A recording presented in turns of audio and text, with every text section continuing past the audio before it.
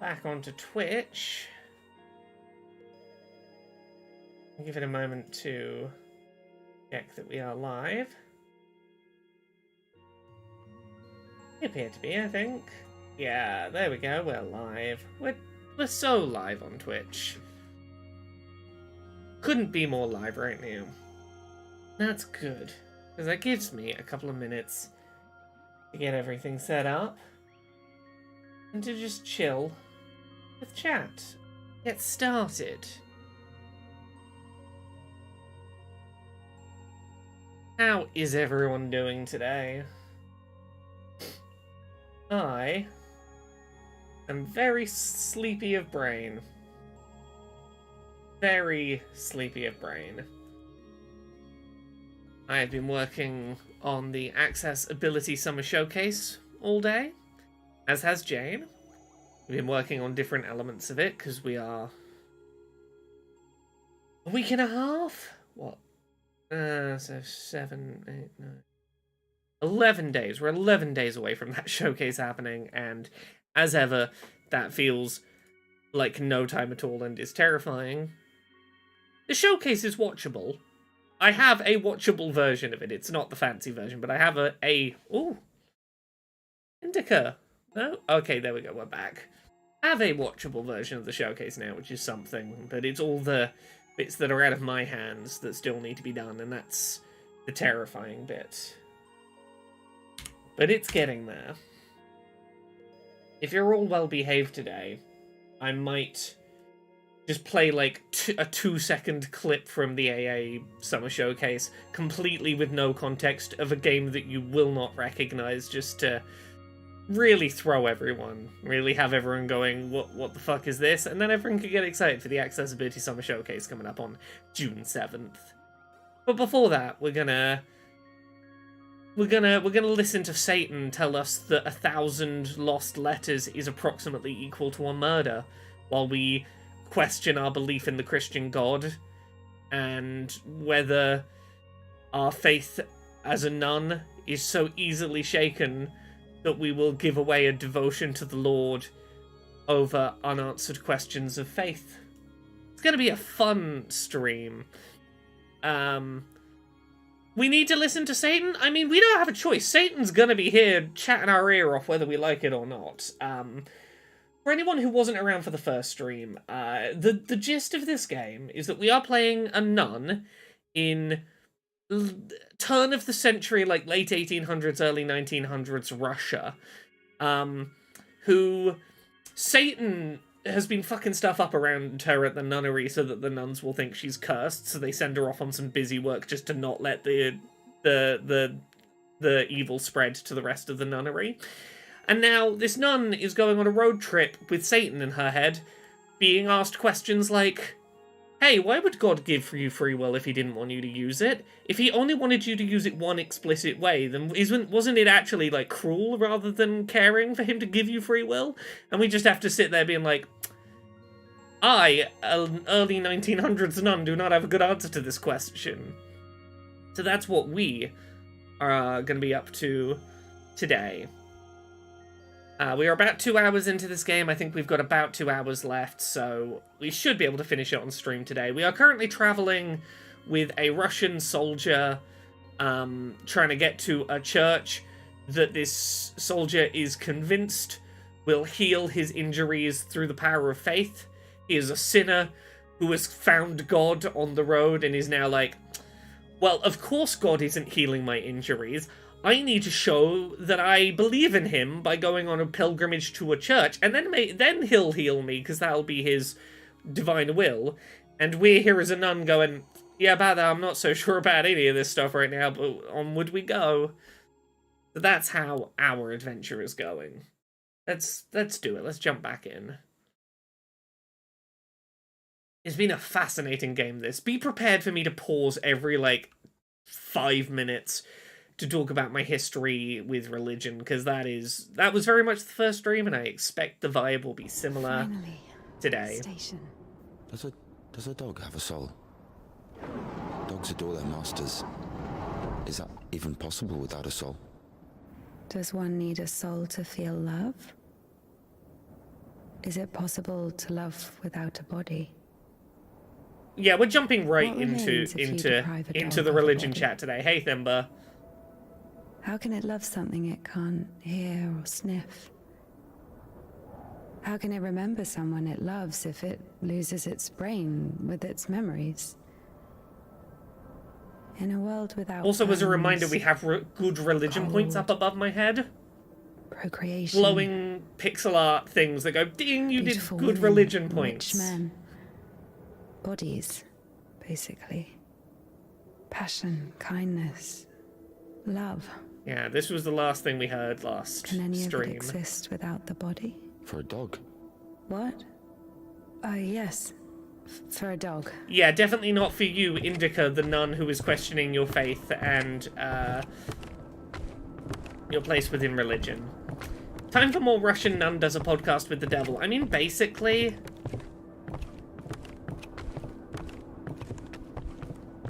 It's going to be a lot of walking and talking about religion and occasionally running away from a big dog, maybe. And then talking about religion some more, and then getting you're a good Christian points every now and then.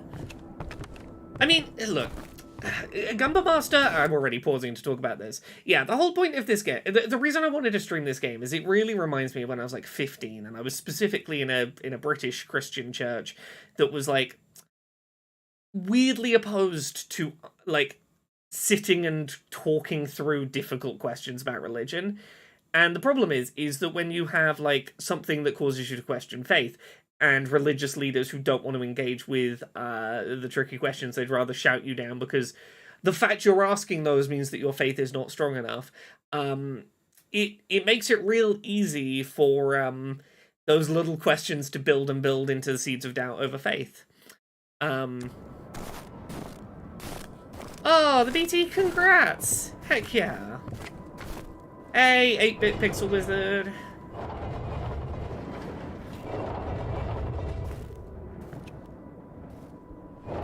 Come on, soldierman. Oh, you're gonna have to go. What kind of an asshole put that there? Maybe the crane could move it. Okay. Satan's been quiet for a bit. Is he gonna chime up anytime soon? Oh yeah, we can go down and around. Yeah, it's basically channel points, but for Christianity. We went and got 10 buckets of water and put them in a pail, only for the pail to be kicked over. But each time we didn't know why we were filling the water, but every time we did it, we got good Christian points, so we kept doing it.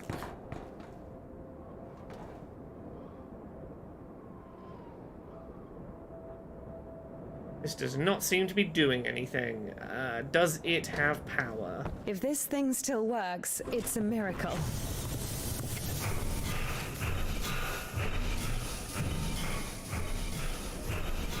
How can I detach the load?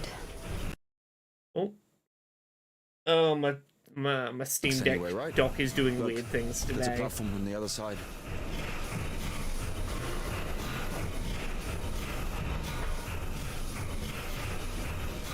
How do I put the thing down?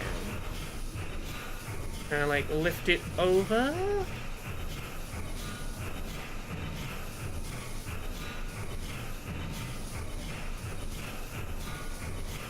Or do I have to take it all the way over the other end somewhere to pop it down? Watch it! Oh, I'm gonna work out where the Steam Deck's doing this in a sec. Spry Folks, the creators of Cozy Grove, announced the sequel is coming very soon, in like a month. Cool!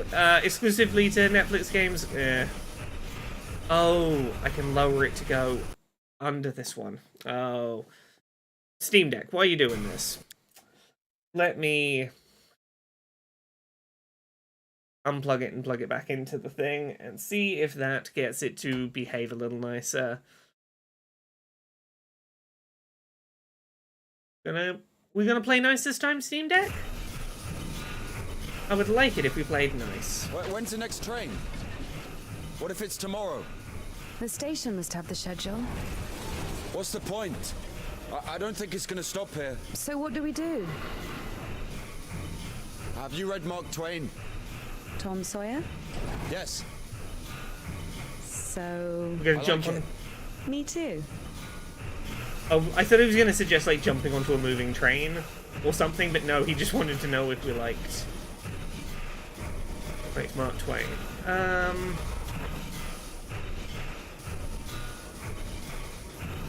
Yeah, can I just put the thing down here?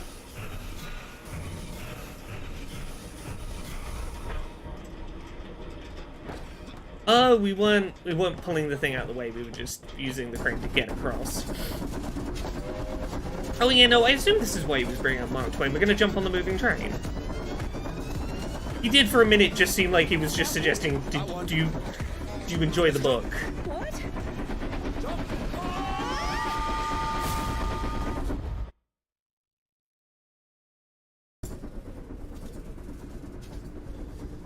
Your ideas are so strange.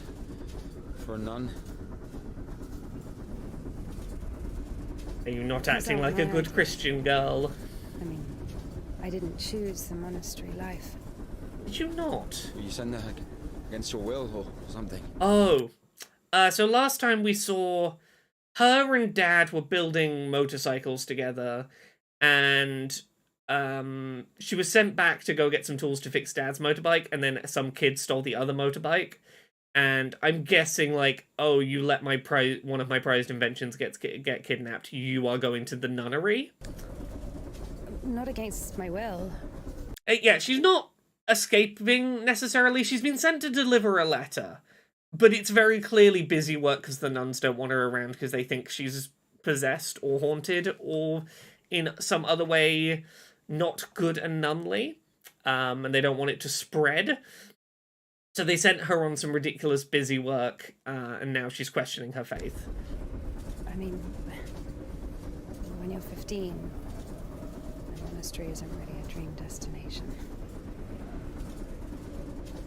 Well, once again, I have my But there was no other black way. hairband around the left hand, much like our Sometimes, nun friend.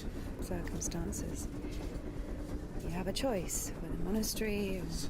Circumstances. You were 15.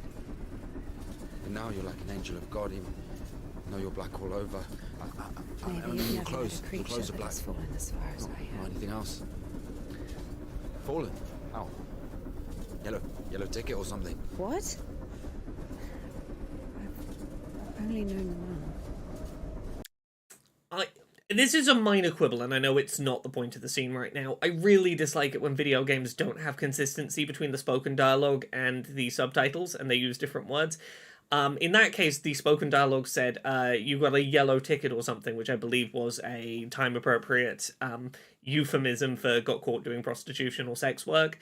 But the subtitles said prostitution, and I'm like, the two are supposed to be the same. The grumble grumble. Have you been married? No, never. Why am I even explaining myself to you?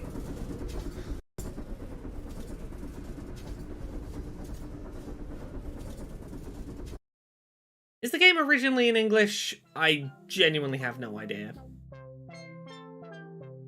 I believe it's by Russian developers because I think we had this conversation the other day. But yes, regardless, it's really important to make sure that your subtitles and the spoken words are the same words. Like, regardless of translation. Like, that is an important part of localization. Get some sleep. Tomorrow is a big day. Savaliech is coming to make his official proposal.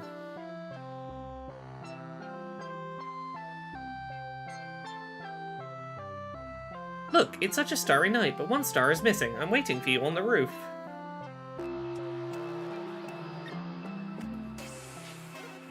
Oh. Oh, I did not realize this was a platforming segment. Good Christian coins. This is very satisfying jump mechanics. For a game that is not primarily a side-scrolling 2D platformer, weirdly satisfying. Ah, so close. Ah, come on. I can do this. Ah! I've got to wait till it's out, and now jump, and now jump.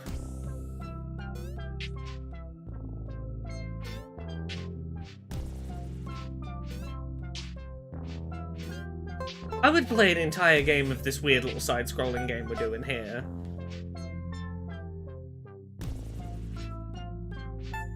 Well, yeah. Here's the thing: if the subtitle, if you're dubbing something that was already pre-subtitled, the subtitles will often match the original language, but the dub will change words for good reasons. I understand that. However, I'm a big like, I've seen that Tom Scott video you're talking about, and the thing he never addresses, which I think is like what you should be doing, is having subtitles and dub titles. You should have two, like, let's say you're watching an anime, you should have the option to switch between two English subtitle tracks. The translation of the Japanese if you're watching the Japanese and want it translated to English while you're watching the Japanese, or the dub titles which match the English dub. You, like, I understand the point of Tom Scott's video, but the point I make back is produce a second subtitle track that matches the dub. I have gone into a lot of thought on the weirdness that is this topic.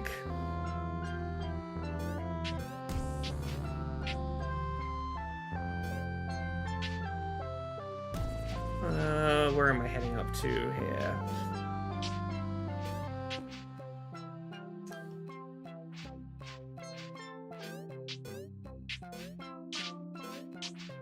There we go. But yeah, no. I'm not one of those purist types that's like, the dub needs to stick closer to the wording of the translated subtitled version. I'm like, no, dubbing is important and useful and honestly like a really undervalued skill. I'm just a big believer in, if you're going to do a translated voice dub, you need to make sure there's a translated subtitle that matches any of the changes made by the dub. That is something I am a big believer in, and it frustrates me when it's not taken seriously as a thing by creators.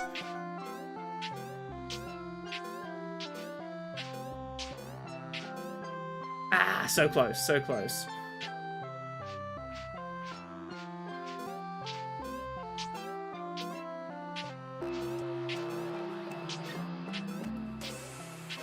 There we go, haha.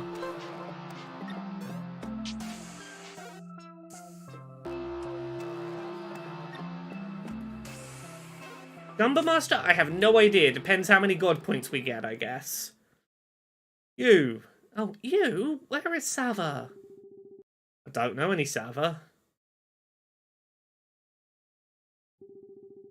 I should have known. One star is missing. So corny. Where's my bike?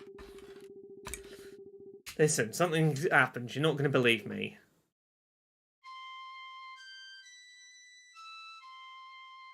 Yeah, this is the kid that stole Dad's very important, very famous motorbike that he invented. It's a melody this guy wrote. I'm not. I wrote it that evening when I met you. Yeah, you don't get to hit on her until you give her back the fucking bike that you stole. Hey, London cheesehead. Give her back her fucking bike so she doesn't get sent to be a nun.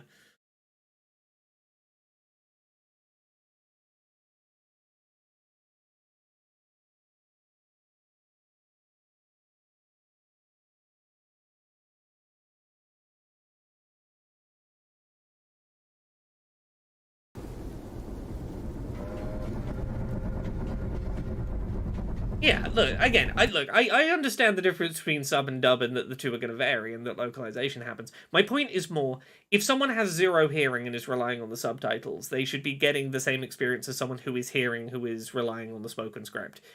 Like, someone who is using their hearing versus someone using their sight exclusively to follow the narrative should be getting the same narrative experience if they are consuming the same language version of a dub.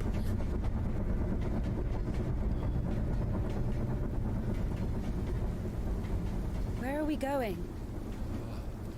This is the Spice or Fish Factory. I think nobody's there now. That's good. Okay, Fish Factory. The line to the city's always Feels like this is going to be relevant to, like, You work there? Jesus multiplying loaves of bread and multiplying the fish. Mum I feel like we're in that realm. If we're gonna lean on some religious imagery, it's probably the loaves and fish. If we're heading to a fish factory.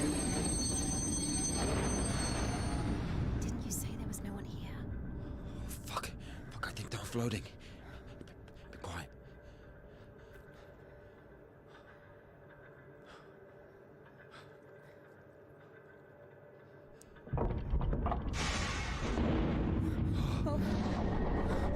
What's it doing?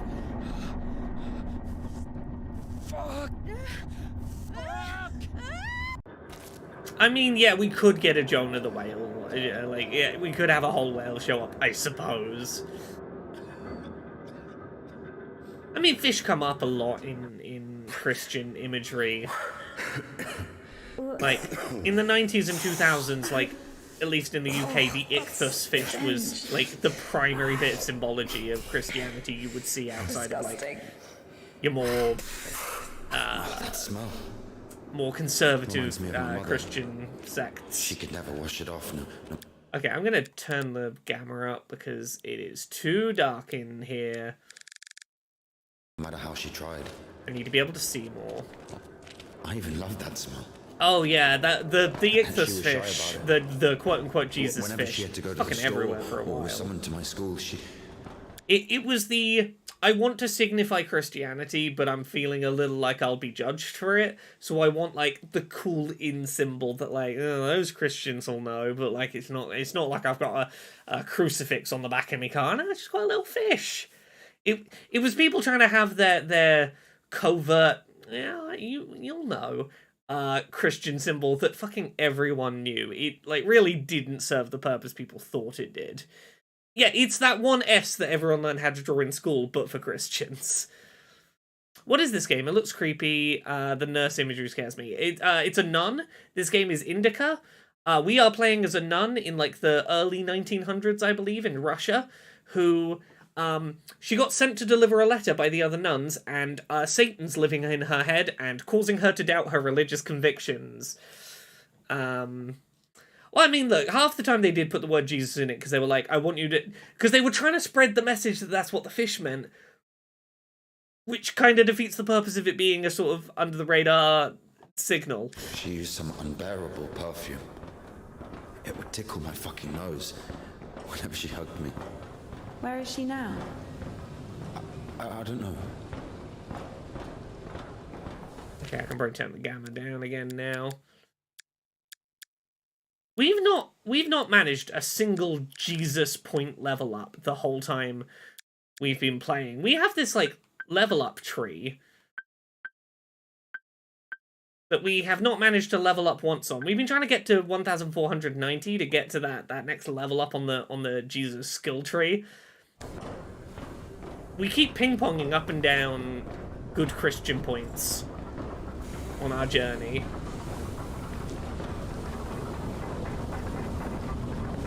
Oh hell. What's my run button? Yeah, took me a second to remember my run button.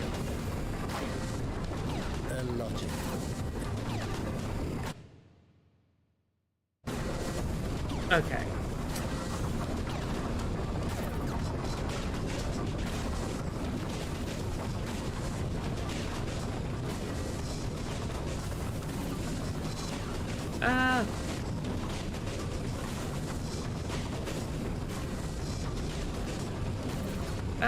Run.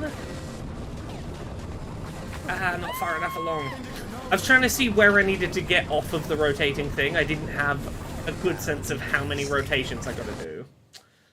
Can I, before getting on, can I count like roughly how many rotations? Oh, there should be a staircase. It should be relatively easy to see. Okay.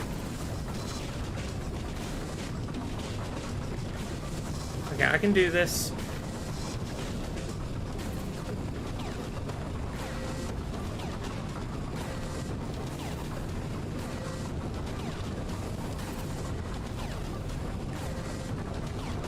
Okay, we got off. Haha!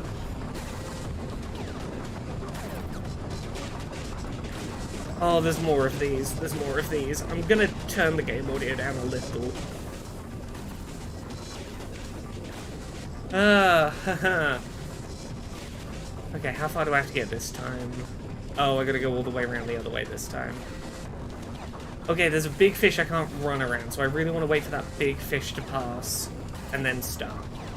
Give myself as much time as possible.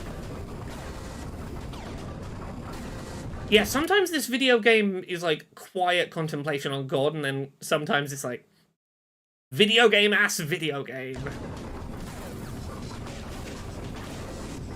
It is tonal whiplash, and I'm kind of here for it. Okay.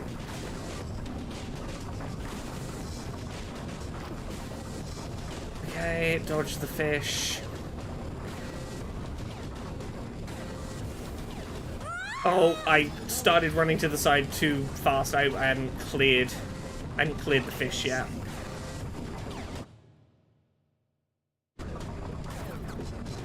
Okay, wait for the big fish to pass. Okay, this one should be safe to get onto, I think. Make sure we are actually past the previous fish row before I start sprinting. Okay. Is there a way to duck under that? Or did I need to go like one... Did I need to go like one thing faster?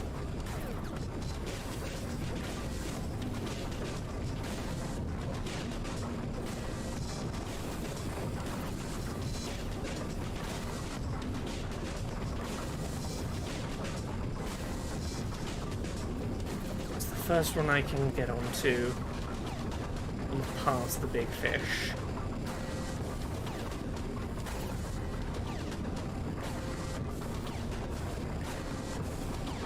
Probably this one if I'm over here. Stand here. I might just be able to get on this one. And get one cycle sooner.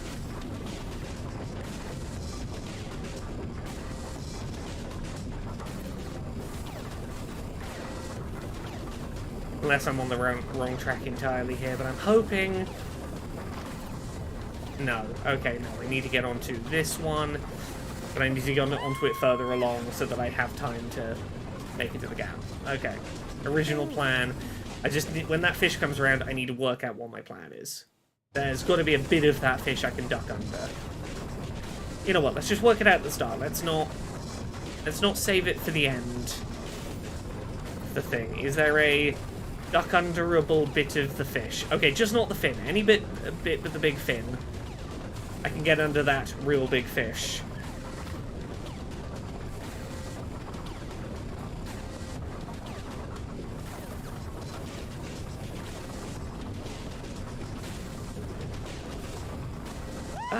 So close. I was right there. I was right there.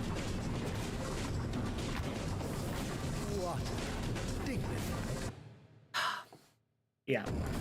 Okay, okay. We totally got it. We totally got it.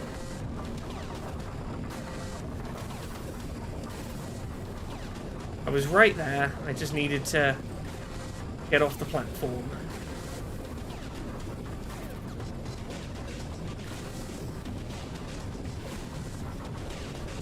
Ah! Nope. Don't just run off the platform in a panic, Laura. We'll get back to some good old Christian chit-chat in a minute, folks. I just need to not be murdered by a big salmon for a bit. Which is apparently more difficult than it fucking seems. Welcome to Christian Wipeout.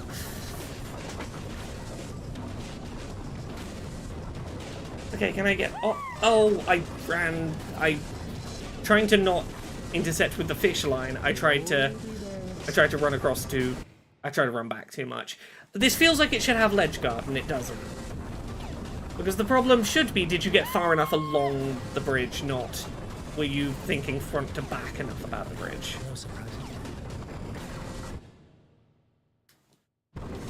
Come on. Okay.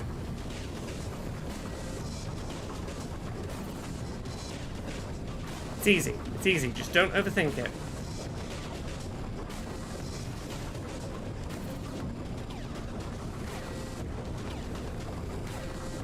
Okay, okay. Don't tell me there's another level of fish climb. No. Okay, okay, we did it. No, the camera's not all that helpful. This is a game that is primarily designed to be a walk and talk about Christianity sim, and you can feel that this is a one-person developed indie title in a few of the places where the dev's gone. I feel like there's supposed to be some gameplay here. I'll put some gameplay in. And that camera, while sufficient for the walking and talking, not great for the gameplay. Oh, there's more fucking fish. Look, if you know that she's gonna feel that way about the fucking fish gameplay, just... You don't need the fish gameplay, sir. The religion... The interesting chat about religion was plenty good enough. Oh. There's no light on them. I couldn't see the fish properly. Oh, I fell in the water. Am I okay? Okay, that wasn't a death state. Okay. And M0, being a nun usually doesn't involve this many fish, but, you know. Exactly what we need.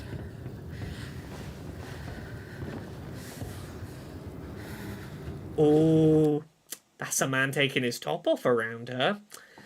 Previously, this man had to put his hands around her waist while she rode a motorcycle, and the devil really did get in her head about, oh, there's a boy touching you, do you want to fuck him?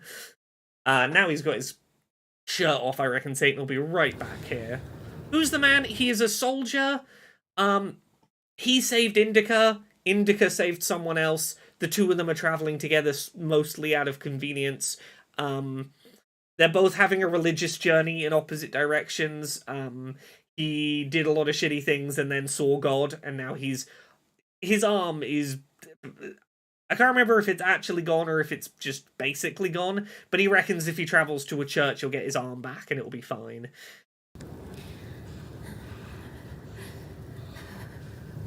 But yeah, she had impure devil thoughts about this boy. Take everything off. You crazy? Oh yeah, no, he's still technically got his arm, but his arm's... It's rough. This is the early 1900s. It's not looking good. Oh, he's acting like a corpse. Like, I'm pretty sure infection's already set in and he's not going to survive, but... She's a nun. She's got to help. She's got to try and help him. Well... Good on the soldierman for staying the other side of the tarp. You have no idea how nice it feels to take my wimple off. Giving her a little bit of dignity while having to dry her clothes off. I'm not even allowed to sleep without it.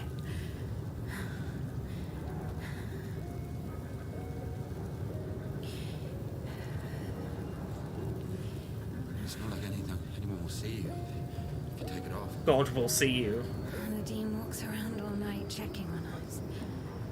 So, look, I'm aware of this. I'm aware that nuns, in certain contexts, like, are not allowed to... Like, you sleep in your nun's habit, for example.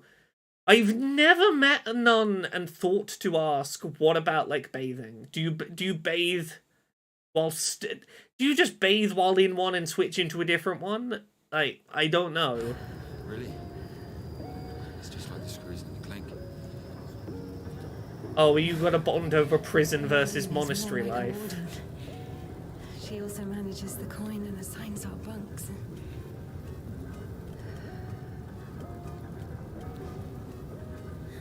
As soon as you start thinking of religion as not that different from a prison, yeah, you are going to have a hard time not letting that shake your faith in belief.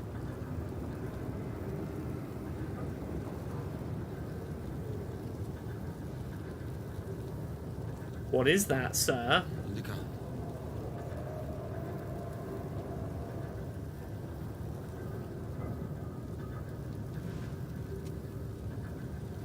Yeah, no, I've never met a nun who didn't seem clean. I just don't... There's no good way to ask, do you have to shower in your habit?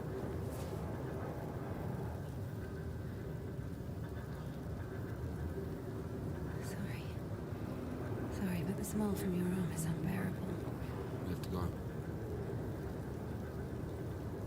She's trying her best to resist the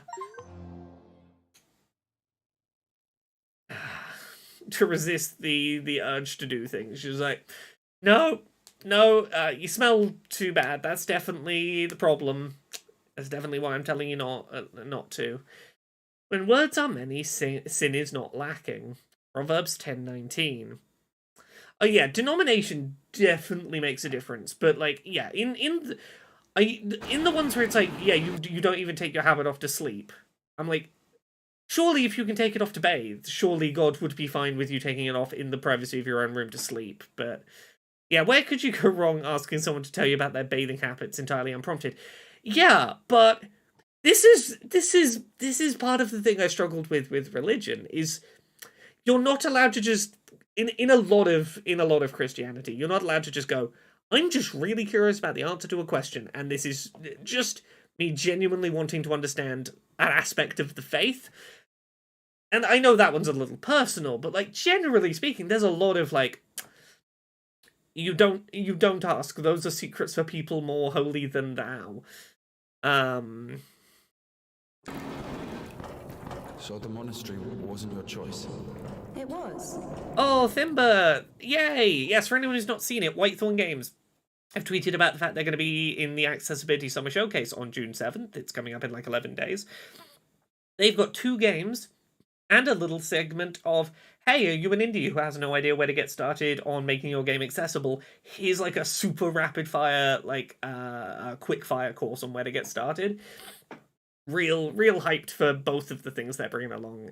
Really interesting in different ways. When your decision has a reason, is it really a choice? Over the next week and a half, expect to see more developers starting to mention their involvement. Oh, fuck me, you're not a brook. You have your own free will. Free will. Choices. Ah. But whenever we make a choice, don't we base it on our previous experience? Don't we estimate all the possible benefits in our head? And if we go against the rational, don't we realize that we're being driven by our emotions, by our passions? Do you understand? Yeah. As I was saying, our will helps us to control our passions, resist temptation. That's true. But when you control your emotions, there's always a reason, right? You can explain why you're doing it, build a string of logic. If the soul didn't exist, all that remains would be your logical shit. How the fuck can one live without a soul? Humans haven't learned that yet. Ask him if he knows what a soul even is. There's Satan coming back to voice to us.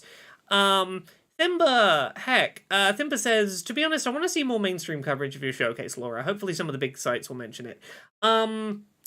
Last year, Eurogamer wrote about it, and Eurogamer did a really lovely write-up. The headline they did was something like, the Accessibility Summer Showcase is a vital addition to the Summer Games Fest lineup.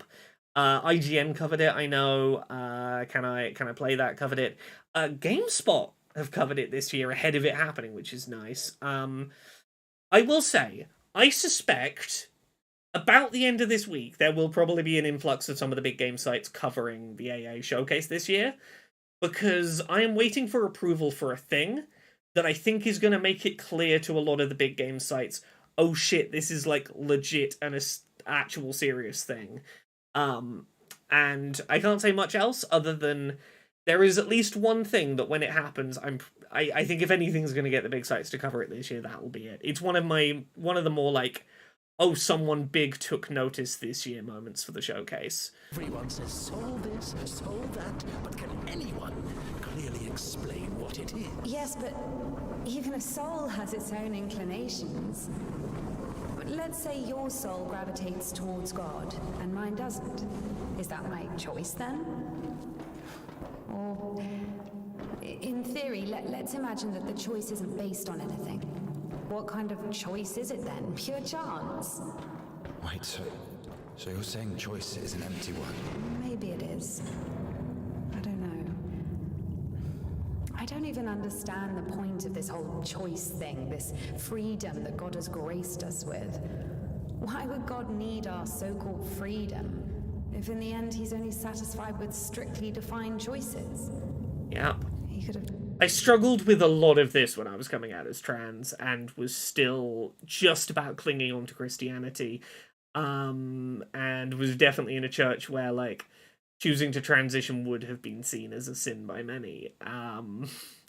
Why would God give me free will if only to curse me with having to only use free will exactly as he anticipated it, or every choice other than one I have to sort of feel out through scripture. Any other choice is the wrong way to use my free will. Like, why not just put me on a fixed track if that's the only acceptable track?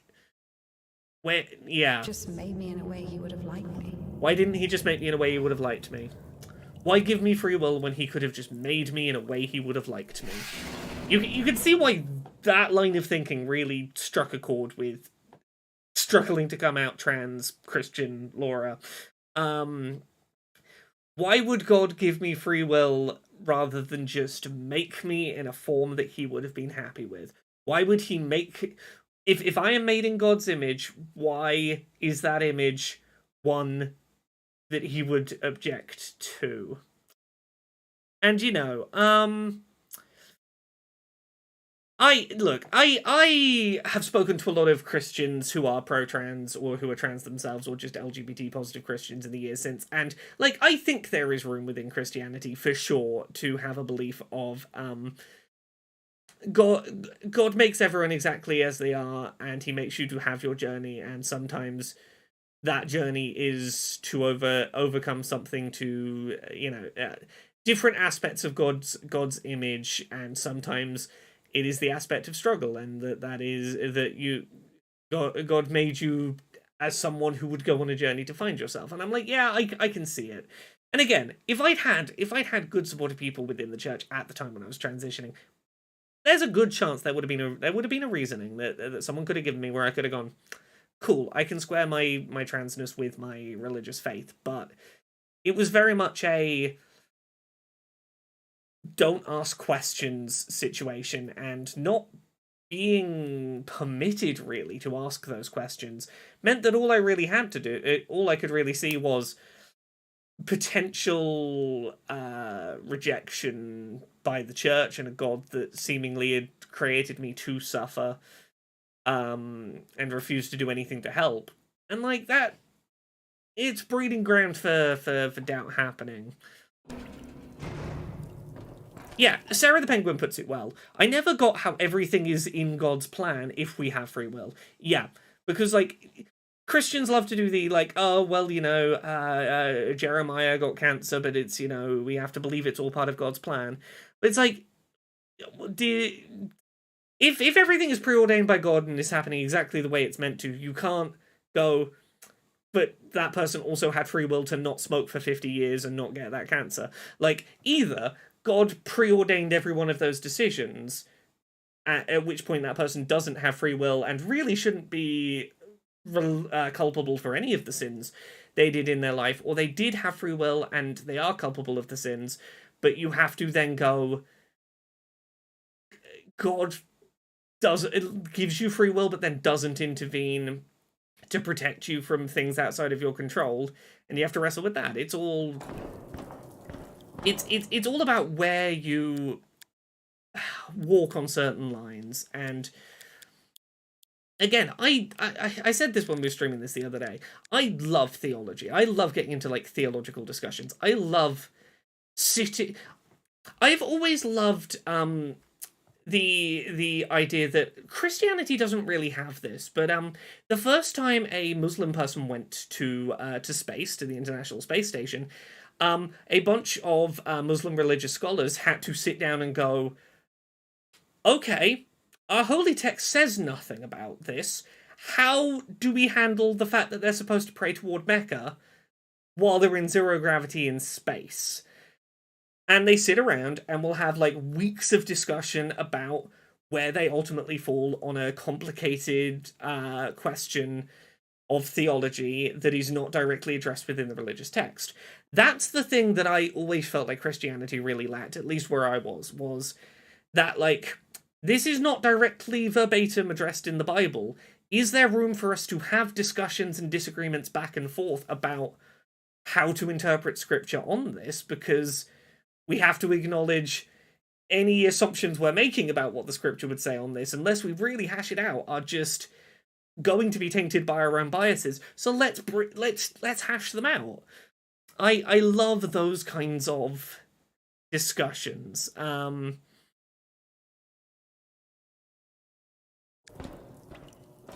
Thimba, my one of those questions was always, if Christianity is the only true religion and the only way to go to heaven is to believe in the Christian God, and maybe even more specifically, like, your denomination of Christianity's version of God, how is that fair in just and moral universe to people who are born in countries where Christianity is not the predominant religion versus countries where it is? Because inherently, in that system, someone born in Texas in the United States would be inherently more likely to go to heaven than someone born in a tribe that has never been contacted by any of the rest of humanity living out in the Amazon somewhere.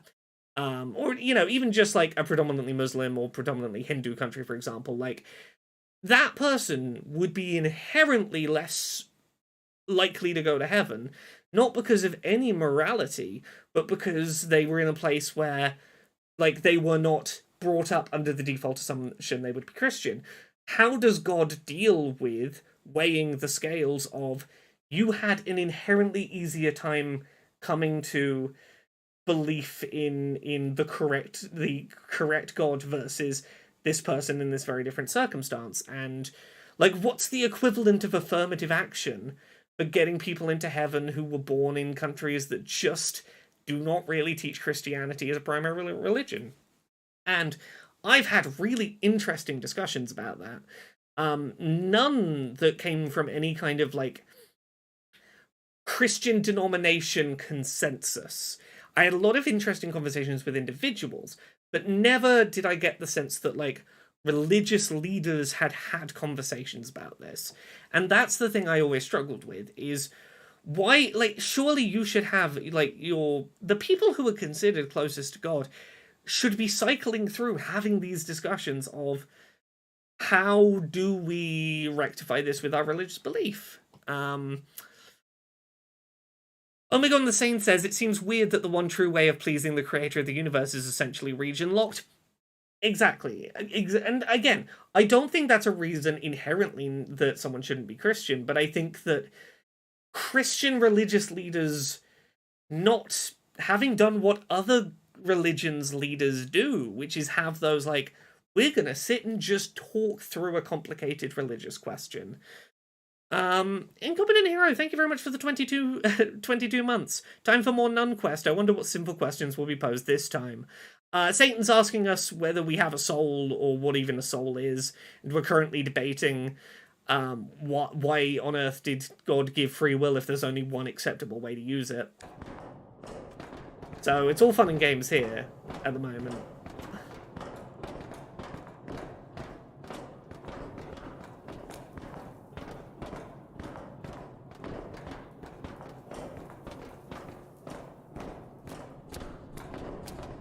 Good and atmospheric, this.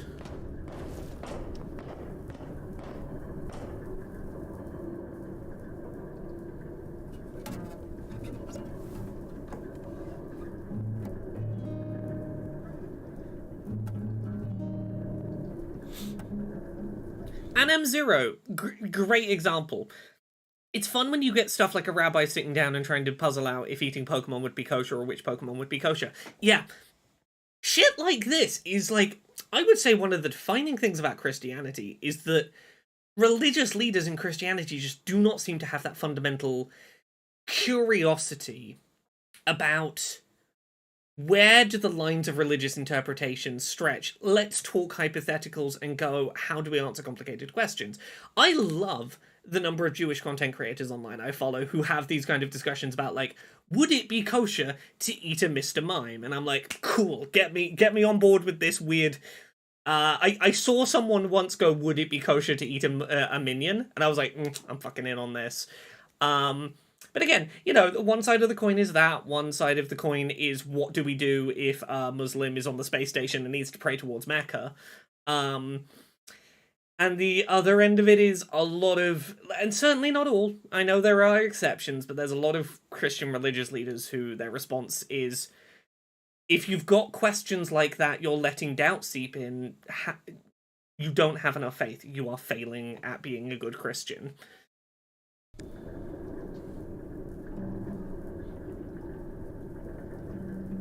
don't play? No. I do. Yeah, in Competent Hero, that's the thing, is theologists sort of fill that role. Where? But Nothing but. without being considered authoritative in their space, and that's the problem, Played is... in front of people. Got a standing ovation. There's no coming to a consensus on a difficult Play something. topic.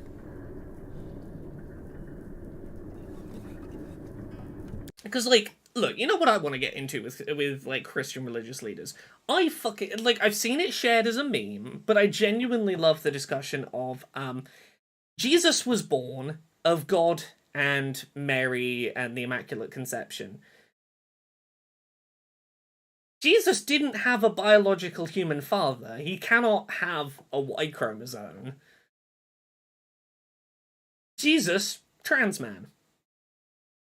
Discuss.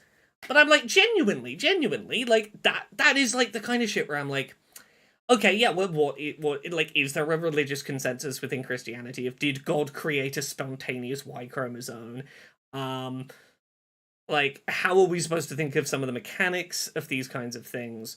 And the pushback you get when you start going, like, this isn't me like, not wanting to be a Christian, I just want to go, like, what is the consensus on how Jesus be? How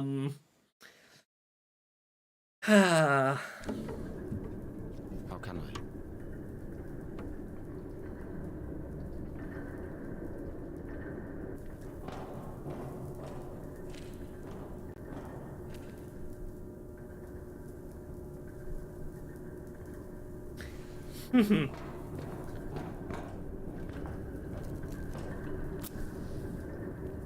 Oh, we're gonna get Jesus points.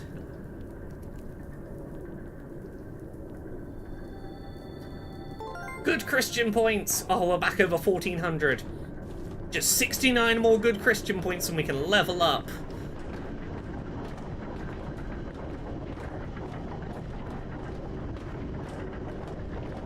Oh, God being gendered makes no fucking sense.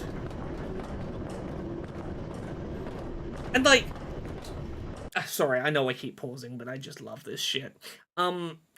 There is no, like, original scripture basis for gendering God as male, and specifically using terms like father. It is very much a creation of, like, 1500s, 1600s English-speaking Christianity, where a lot of that starts to come in, and, like, the gendering around God starts to be a thing more. Like, there's no real theological basis for it, but you get a lot of religious people who you try and ask, like, hey, did God just magic a Y chromosome into Mary to finish up Jesus? Who will go like, well, God is the father, and I'm like, well, is he the father? He's not. He's not, like, everyone is made in God's image. God, if anything, should be non-binary because, you know, people of all genders are made in God's image, as it were.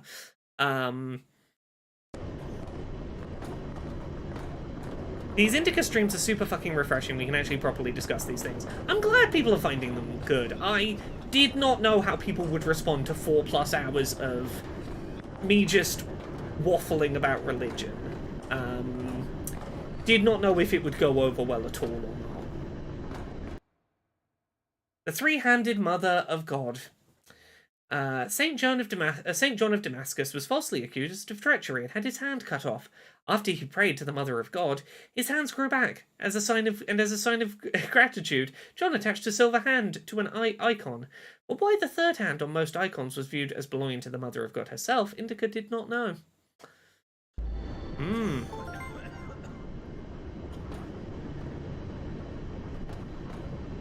Who are they? I don't know. Never seen those before.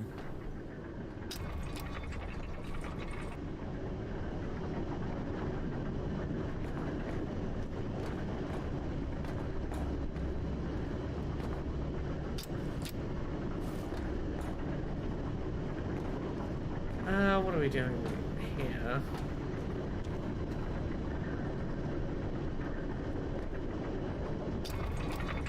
Oh, could not get off of that quick enough.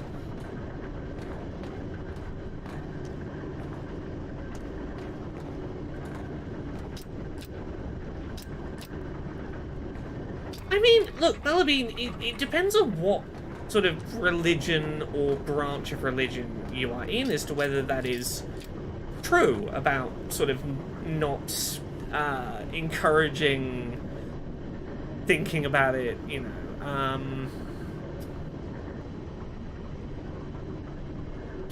You'd think that you'd think Jesus would have had a bit of an easier time convincing everyone he was the Son of God if God had just made him glow or something. Yeah, but again, that's the problem. Is that like the so many times when I had conversations with pastors about like, why does God not simply do a miracle right here, right now, undeniably do a miracle today, big floating head appear in the sky and go, I am God, I am real, Christianity is the correct religion, go. Why does he simply not do that? And I know I'm using he here, force of habit. And the response being, it only counts if you come to faith. Faith is only faith without proof. If you had proof and came to faith, that would be a very different thing. And that God wants people to believe based on faith, not based on evidence. And that was always the weakest fucking argument to me about it, was like, surely, if the end goal is that you want everyone to believe in you, and to pray for forgiveness, and to follow, use free will, but to choose to use free will to follow your specific set of rules. Easiest way to do it. Use your omnipotence to demonstrate you exist on a global scale, and go, cool, that's the one religion, let's all do that one.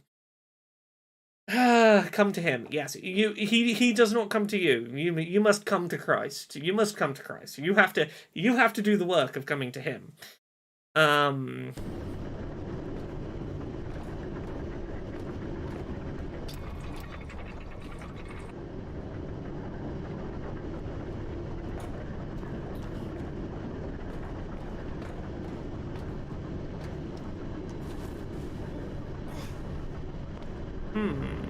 are you doing with... It's a way to get up here.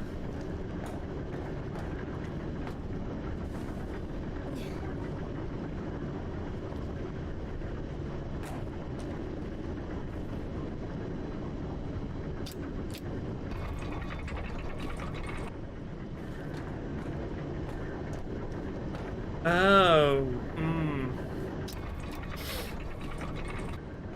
trying to work this puzzle out. So what we need... This doesn't go up.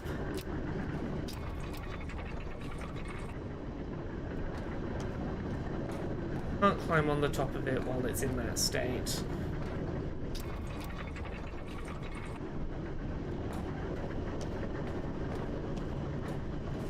We can climb 2/3 of the way back up.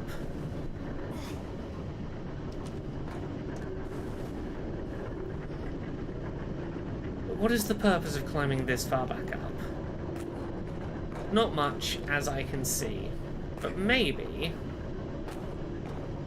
we go up.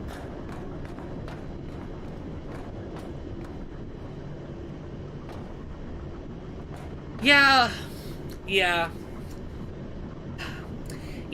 One thing I have a lot of difficult feelings about around religion is that often religious belief is taught by parents, and you are taught from an incredibly young age to believe in certain religious beliefs. And I think a lot of what drives religious belief being hereditary would be the best way to put it, I think, is that in your formative years, your parents are like the moral authority. And this is obviously not true for everyone, but as a general rule of thumb, a developing human will look at parents and go, you are the one set of human beings I trust to tell me the truth and teach me things and to tell me how the world works.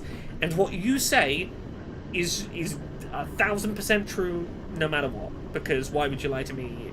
Position that you are in. And as a result, I believe a lot of childhood religious belief is very much built into, I won't question it, I will unquestioningly hold the faith, because I'm watching my parents do it, and I would have to tell them they're wrong.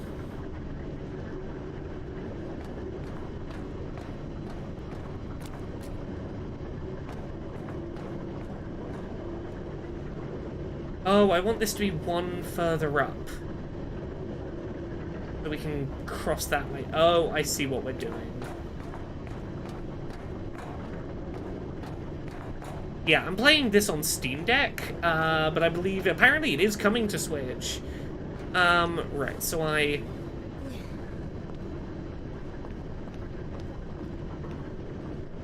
climb up here.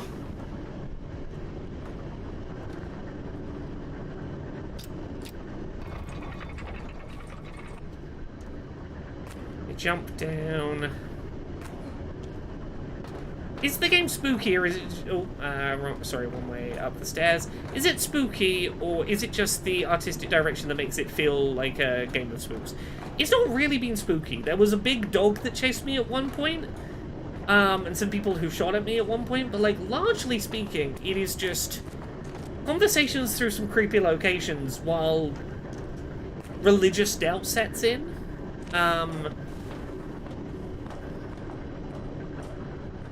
Oh, okay, there was a question about a different game. My apologies. I Am a Horse said, I was in the unique position of both parents having different sets of belief, and instead of any of them trying to have me adopt belief, they only really had me do traditions here and there and figure things out for myself. So I'll talk about my situation. My mother was religious. My stepfather was not. He was a very, very much an atheist, and it wasn't a problem for them as a couple, but it was one of those things where, look, my stepdad, he is my dad. He is more of a dad than my biological dad ever was. This is in no way a dismissing of how much of a father my stepdad was.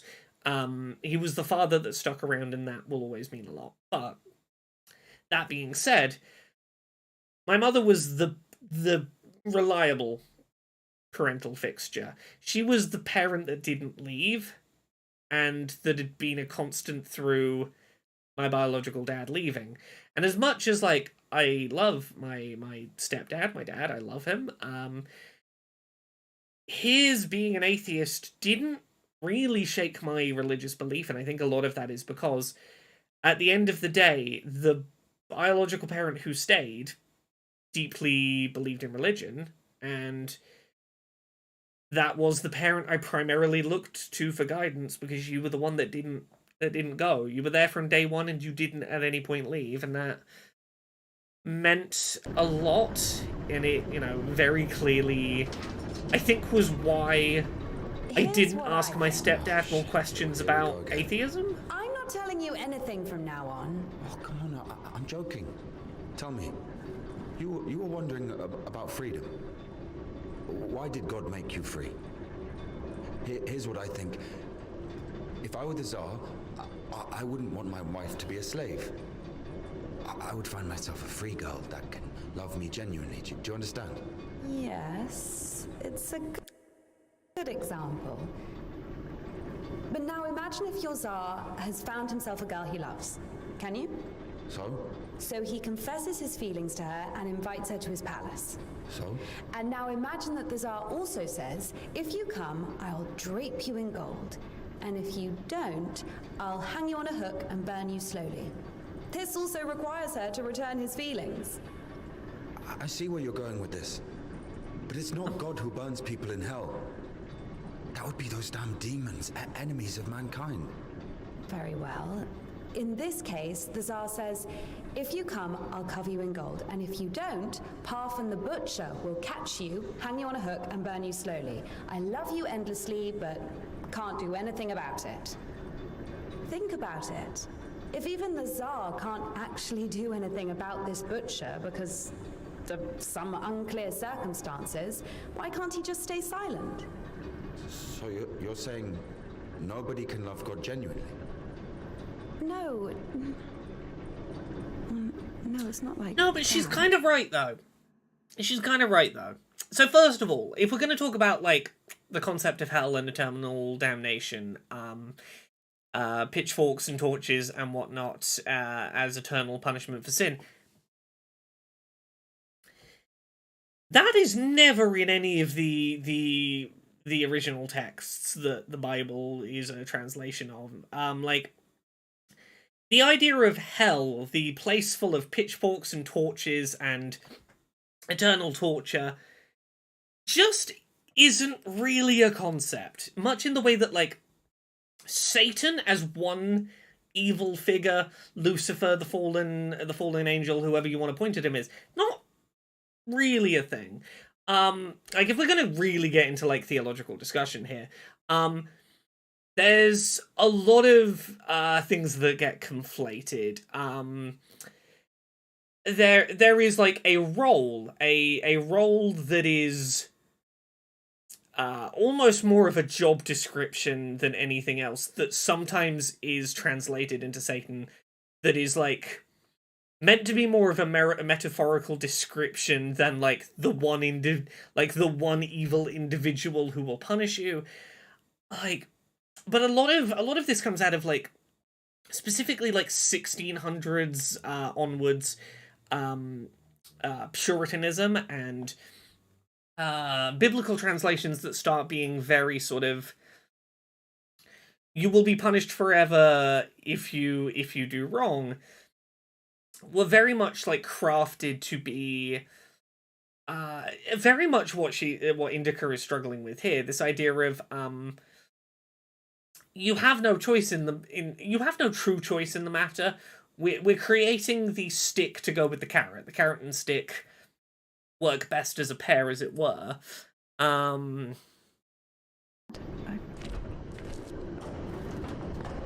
yeah, you then have to start asking the questions of, is it possible to have true faith and belief when you are presented with such high stakes for accepting and failing? And then you start getting into theological questions like, if someone is an atheist, should they convert to Christianity on their deathbed because the opportunity cost, there's so much to gain. And, like, if Christianity is right and you convert on your deathbed, you get into heaven, and if you convert and there's no heaven, well, you've not lost out on anything, atheist. Which is obviously, like, a false comparison, because, like, that atheist on their deathbed, it's not stay an atheist or convert to Christianity. They could on their deathbed convert to any other world religion on their deathbed, rolling the dice that that's the correct one to do the, I lose nothing if there's no religion, but if I gambled on the right one, I win out. But again, a lot of that like, Christians love to trot that example out, and it's like, well, is it really belief if you're getting people to run, like, math equations on, like, is it worth believing just in case it pays off statistically? That's not how faith should function. I'm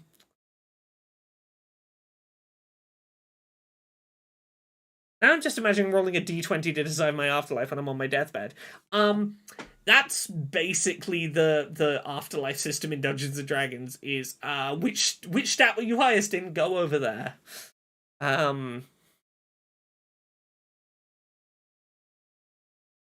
Sorry, one sec. What is I need to check what clip has been sent here. Oh, I'm aware of what clip that is, Thimba. I'm not gonna play a Family Guy clip on stream, but I know the clip you're on about.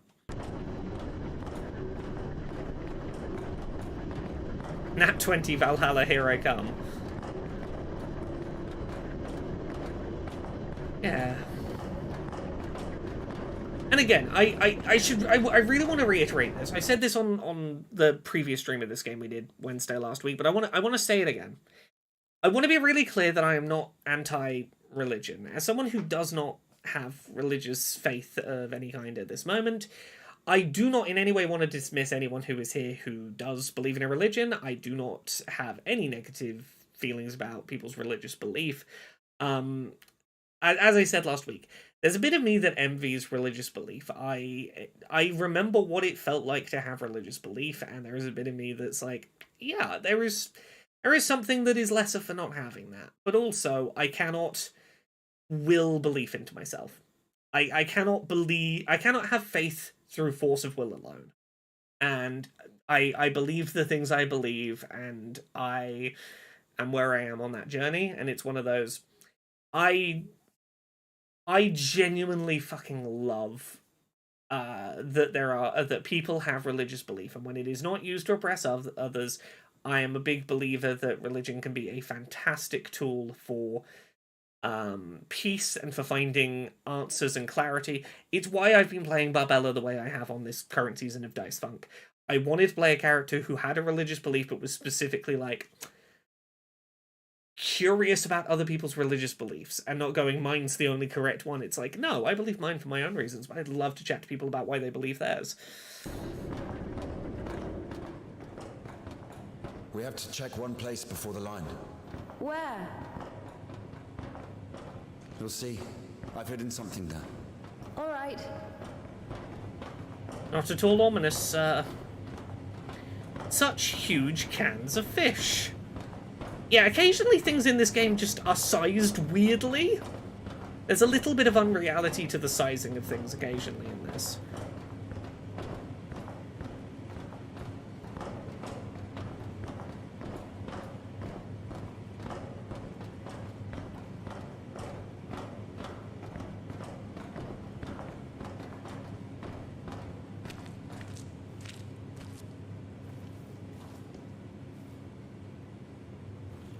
Are you gonna jump down, or are we... Oh, do I have to pull the lever? Where are we going exactly?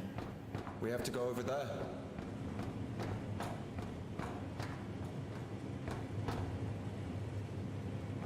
Right, no.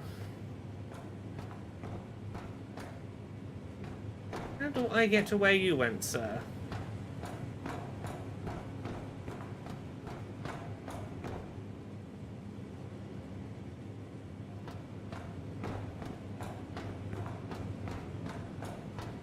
Way up to that other walkway if I come back. Not really. Okay.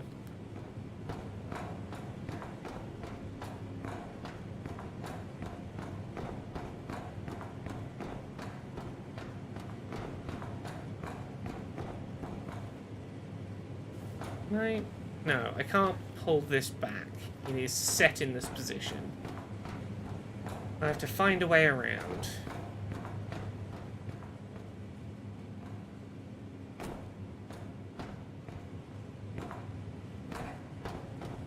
This way?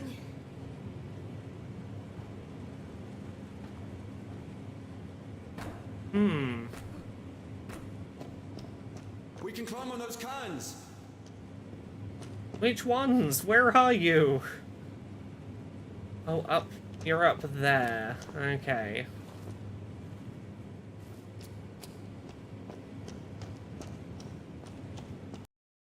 Oh. Come on, Steam Deck. It's not that complicated.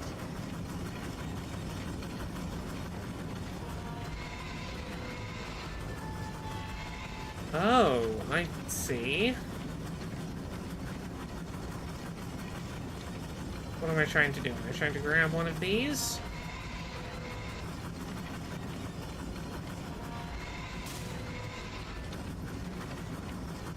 Place it somewhere. Where am I? Where would I be trying to place this?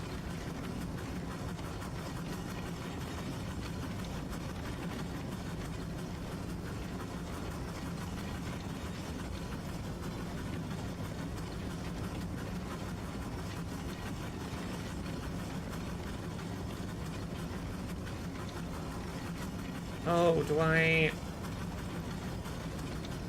Oh, how do I attend to the... Okay, we'll just do a full loop. Then forward. Like there? What's next?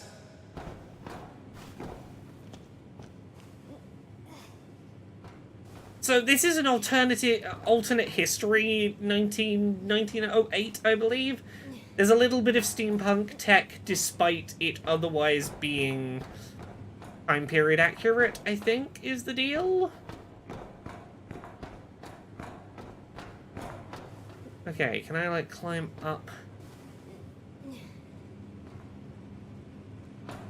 Where am I trying to get to?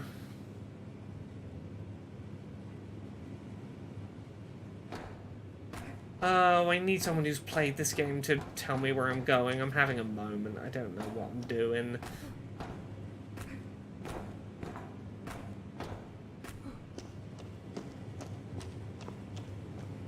I'm gonna look up a walkthrough. There's too many things to interact with and I don't have the spatial orientation for this.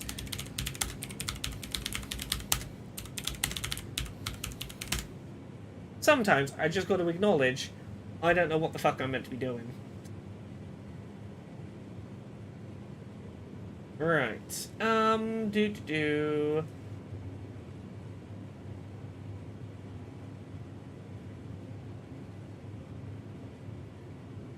have forklift. You grab one of the cans, stat 3 high, lower it to the floor, lets you reach the upper level. Yep. Then you'll need to move it the far right, aligning it with the cans. Oh, okay, I see what None huge cans. Yeah, I don't think that's going to quite get you it. I can see why you would try that, though. Pentiment is a fascinating game for exploring religious topics, and maybe another one we will do on stream at some point. We wedged the forklift in here. That's what I was missing. Yeah, Pentiment is a very different, very interesting game. It is an Obsidian-developed, side-scrolling, medieval RPG, kinda? Do you really need it? You'll see.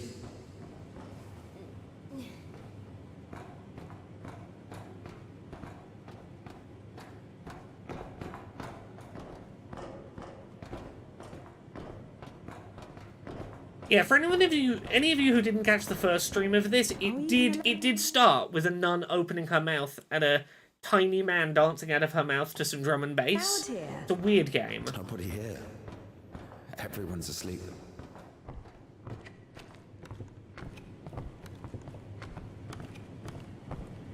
The one on the right is ours.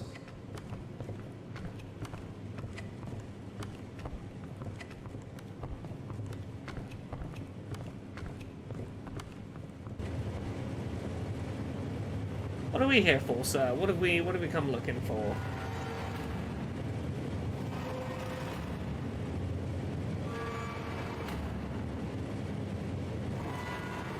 Nun and base.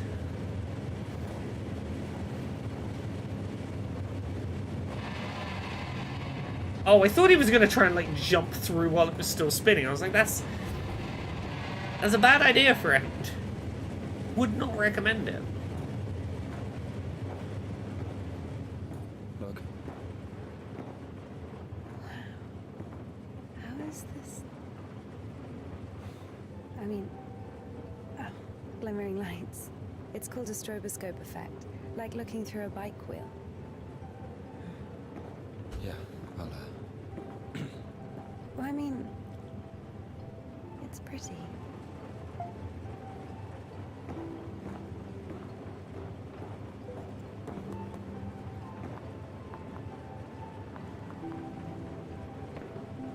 What have you got hidden in the walls? Are we going to like it or are we not?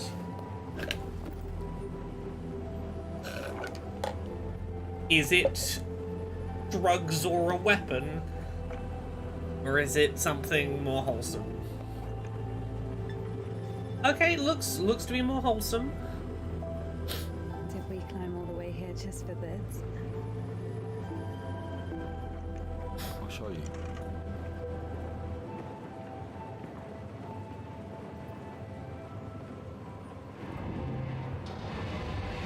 Incompetent Hero, I apologize that it's not doing well on phone in daylight. Sit down.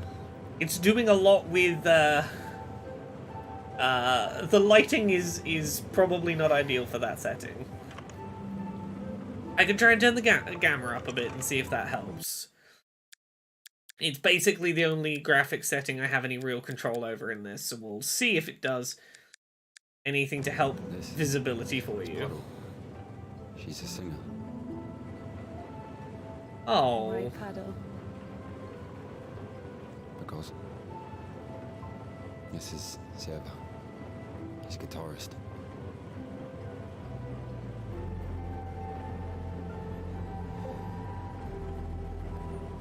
This game didn't have a set the gamma thing in the beginning, and it's hard to work out where it wants the gamma.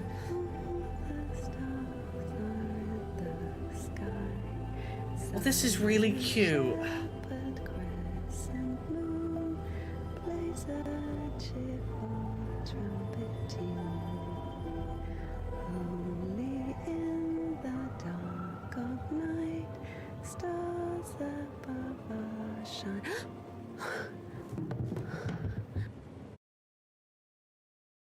Oops, she touched his hand and now a staircase?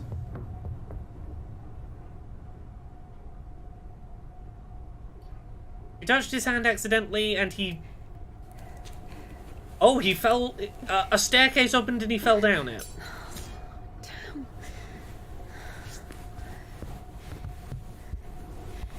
Ilya. Oh, he fell off the roof? Ilya. Oh, he was leaning into the dancing and fell off the roof, I guess. Oh.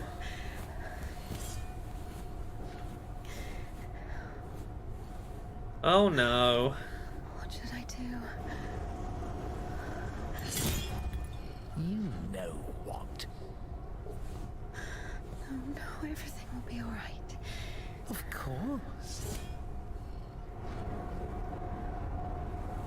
Oh, is God trying to talk you into popping him in the Almost. in the shopping machine? Do you think they'll take someone like him? So what do we do? Pray? Thoughts and prayers.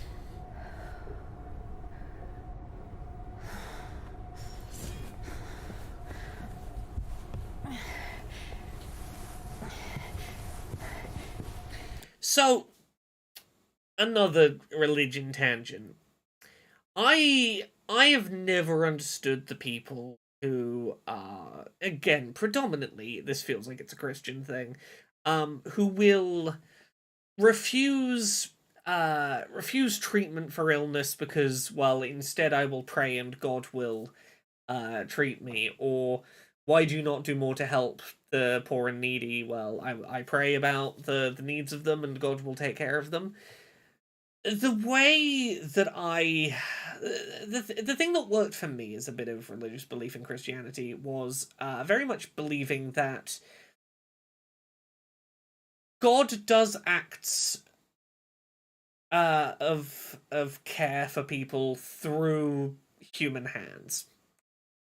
If we are supposed to believe in God through faith alone, and we are not supposed to witness clear, undeniable miracles because it would take the faith out of faith, then we have to believe if God is going to answer our prayers, he's going to answer that he would have to answer them through some sort of mortal means. And I really like the interpretation of God would want you to seek medical care because he has laid out a path before someone that has led them to being skilled in medical care so that they can help you today. Like, God has led you on this path so that you can help the poor and needy in his place through acts of faith, answering the prayers of others. It's the idea that, it was the way that I was able to square away like an omnipotent God not doing things, not performing clear miracles in times of need, was that he created humanity with free will so that humanity could be the ones through which prayers were answered.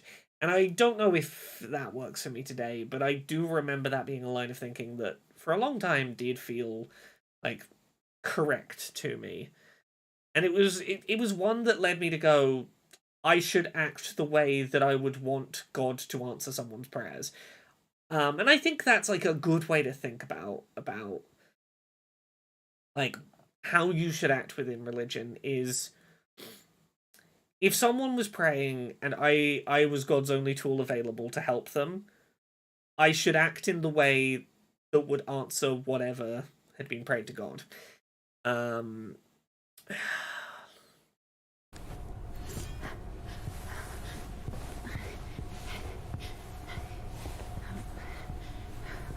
Yeah, if we are God's creations, then God is indirectly responsible for the medical things that humans have invented, and allowing yourself to use the medical treatments that humanity has discovered is allowing God to act through man. Again, at least that's how I very much saw it. But yes, I think you're right. I think the reason the devil has gone, what are you going to do about it? Are you going to pray? Is because he's trying to point out to her, like, in a moment where, like, something actively needs to happen, you ultimately know that prayer is in action, and active action needs to happen right now.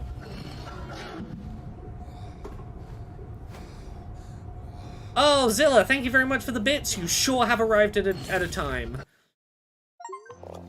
Okay, yeah, she was chopping the infected arm off. I really thought she was just fucking mincing him for a bit there. Prayer is hope the future will happen around you. Active action is doing something now, essentially. Yeah, exactly. It's the idea that, in the whether you believe it's because God is busy handling other miracles, or because you believe that God does not want to intervene because that would undercut the point of faith for faith's sake if he were to do visible miracles, whatever your reasoning is, ultimately you have to go, in a world where God is not going to reliably 100% of the time answer your prayer, you have to act as if you were answering someone's prayers on God's behalf. And yeah. What's this now? It's a flashback to the kid that stole Indika's dad's motorcycle. Scared you're gonna wet your pants? No, if I were alone. How about this? If I get to the other side without wetting my skirt, you'll teach me to play the flute. Okay. Oh, and if you do wet it, will you kiss me? Not a chance. Okay.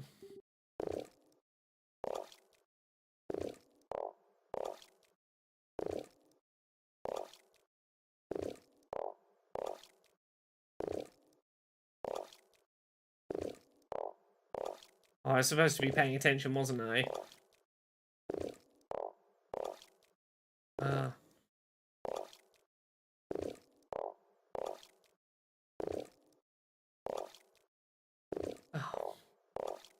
Oh, I need like a visual memory for this shit. Oh no.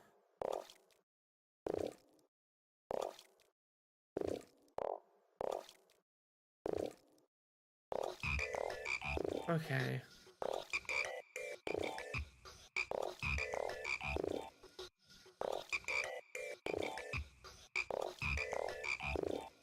Ah, so close, so close.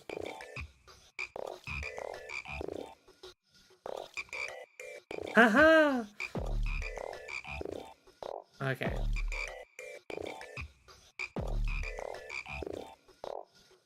Okay, come on. not that.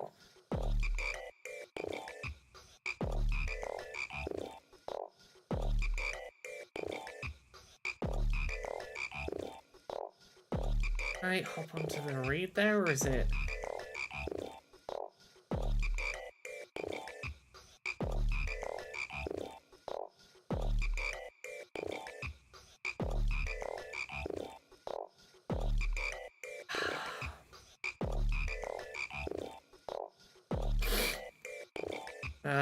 Come on.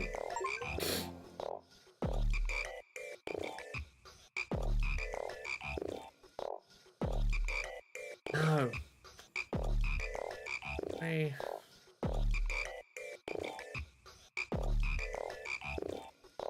Okay. Okay, yeah, it's gonna be up. Yeah, it's across up, right. Okay, yeah.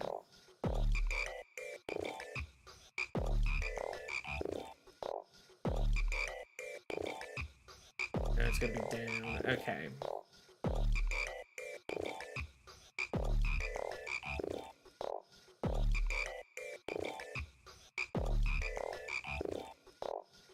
Okay, needed to wait a beat before the skip.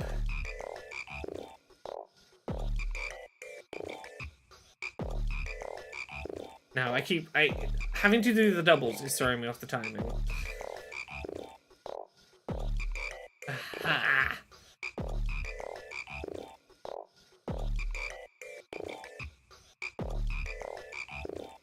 Ah.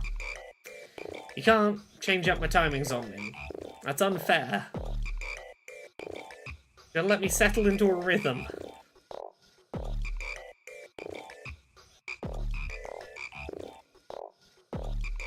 Oh, there's further. Aha!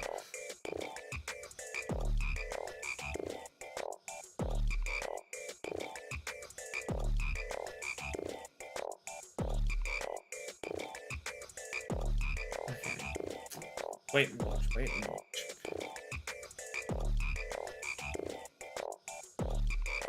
Okay, yeah, that's it, and then wait, pause. I gotta preempt on the first jump.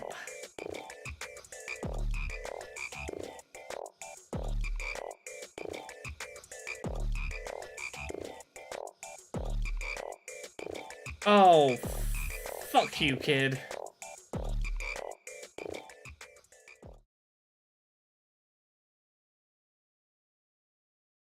Exactly, poor frogs, Jamie Gillespie. And if thy right hand defend thee, cut it off and cast it from thee. Really sounds like cutting off your nose to spite your face. A little. Matthew 5:30.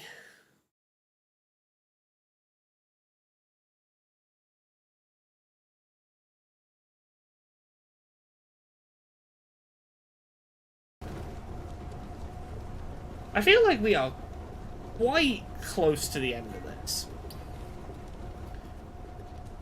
If we finish this early, I might do a bit of Paper Mario on stream. Just actually, maybe we play the start of Duck Detective, the Salami Bandit. We maybe play a little bit of that. It's a game about a duck who's a detective, and it has Brian David Gilbert in it, so you know it's good.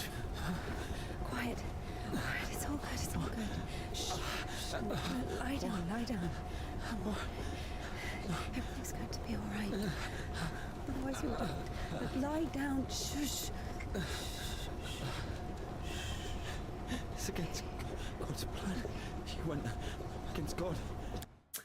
Yeah, this is what we were talking about the people who were like, I was supposed to have faith in God to cure me. If I seek medical intervention, that is telling God, I do not have, there is a part of me that doubts that you will perform a miracle for me. And it's a sign of lack of faith, and it's seen as like, it is seen as not having faith in God, and it's like, no, God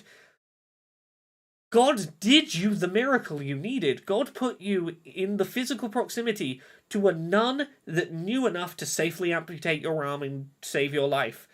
You could have been stumbling through here completely alone, but no, you were stumbling through here with someone with the medical understanding and the resolve to keep you alive. That is God performing a miracle for you, friend. Yeah, just logic it as God put the nun there, let her cook. It's not that bad. Please, be still. Be quiet, please.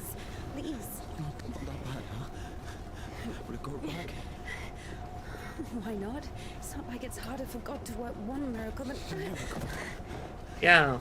Are there different scales of miracle for the unbeliever? Because again, this is the flip side to that conversation we had on Wednesday about is there differing degrees of sin? Is there a sin that is worse than a different sin? Because if you believe that sin is a binary state, you have sinned or you have not sinned.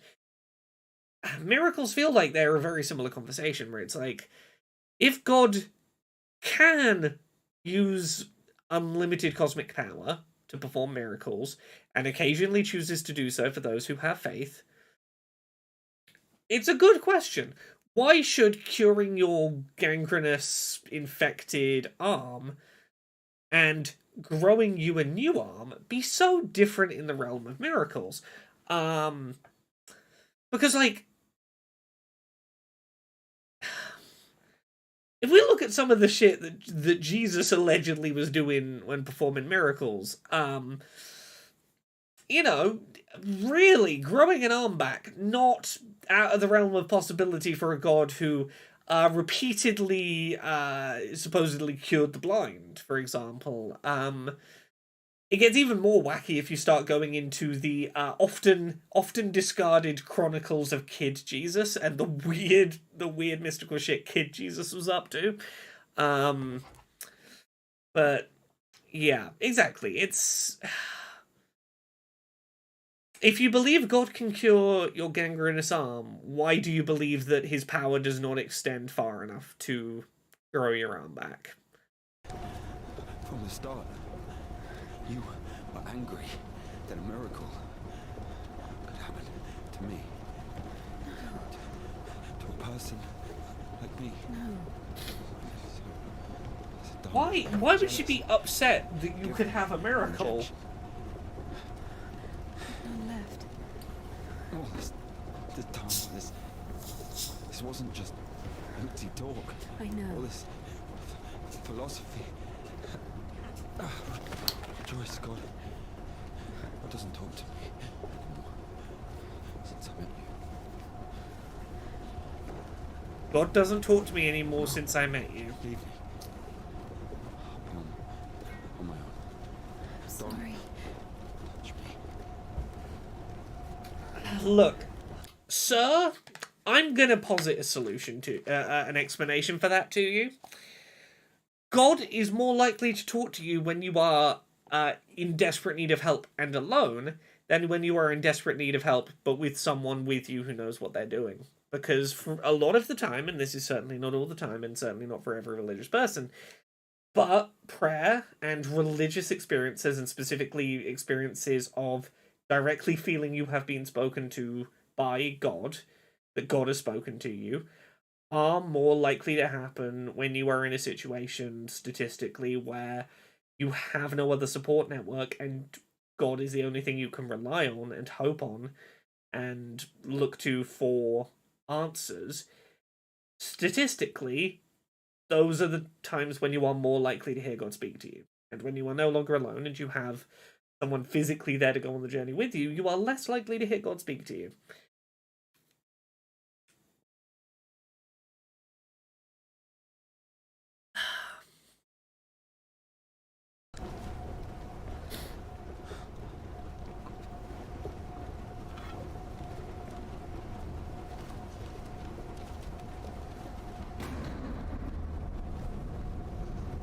I guess that's the end of us traveling together.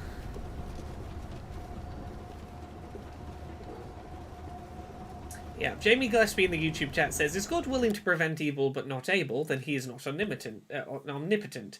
Is he able but not willing? Then he is malevolent. Is he both able and willing? Then whence cometh evil? Is he neither able nor willing? Then why call him God? And again, I've heard people who've had, you know, solid reasonings for their belief in that, and it is what it is, but you have to be consistent in those beliefs. And again, I feel like it is fair to go that man, his faith was tested, and his faith that God was powerful, all caring, and would perform him a miracle only existed when it was he was asking for a miracle that could conceivably happen without it being clear it was a miracle. He wanted the scale of miracle where I just got better on my own, but I will choose to believe that God helped me. He was not looking for a water into wine scale miracle. He did not believe a water into wine miracle could happen. He only believed it feels like he only believed God was powerful enough to hasten on whatever actions the world could naturally allow to happen. That God could not do anything that would be perceived as supernatural.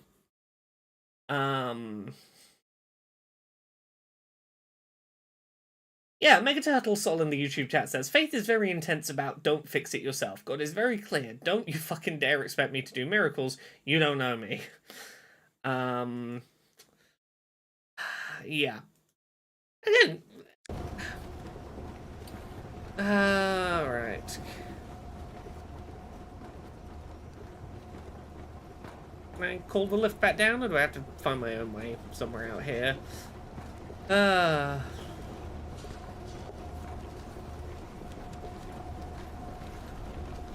For the first time since meeting Ilya, Indika felt a stab of doubt. Mm-hmm. What if she'd made a mistake?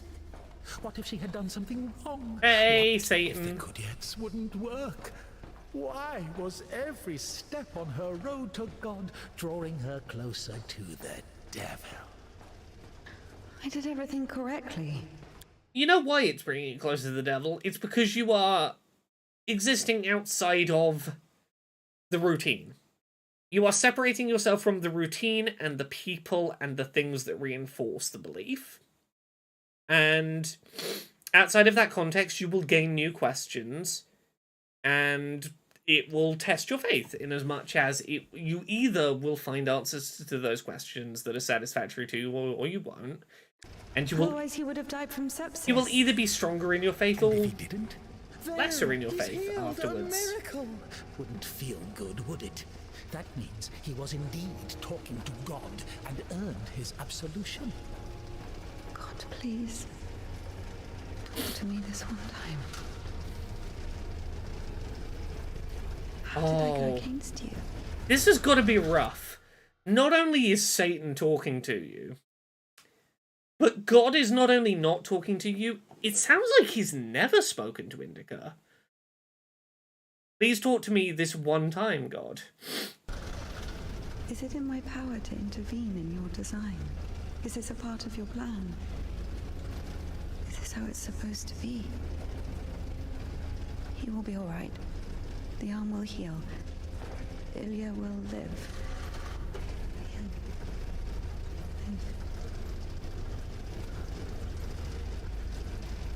So now I have to feel guilt for this as well? You can see I'm trying. But he's always behind my shoulder. Me again. You were driven by fear. The fear of ending up with a corpse. And back then, with the gypsy, what was it? Were you restless because of his tanned arms?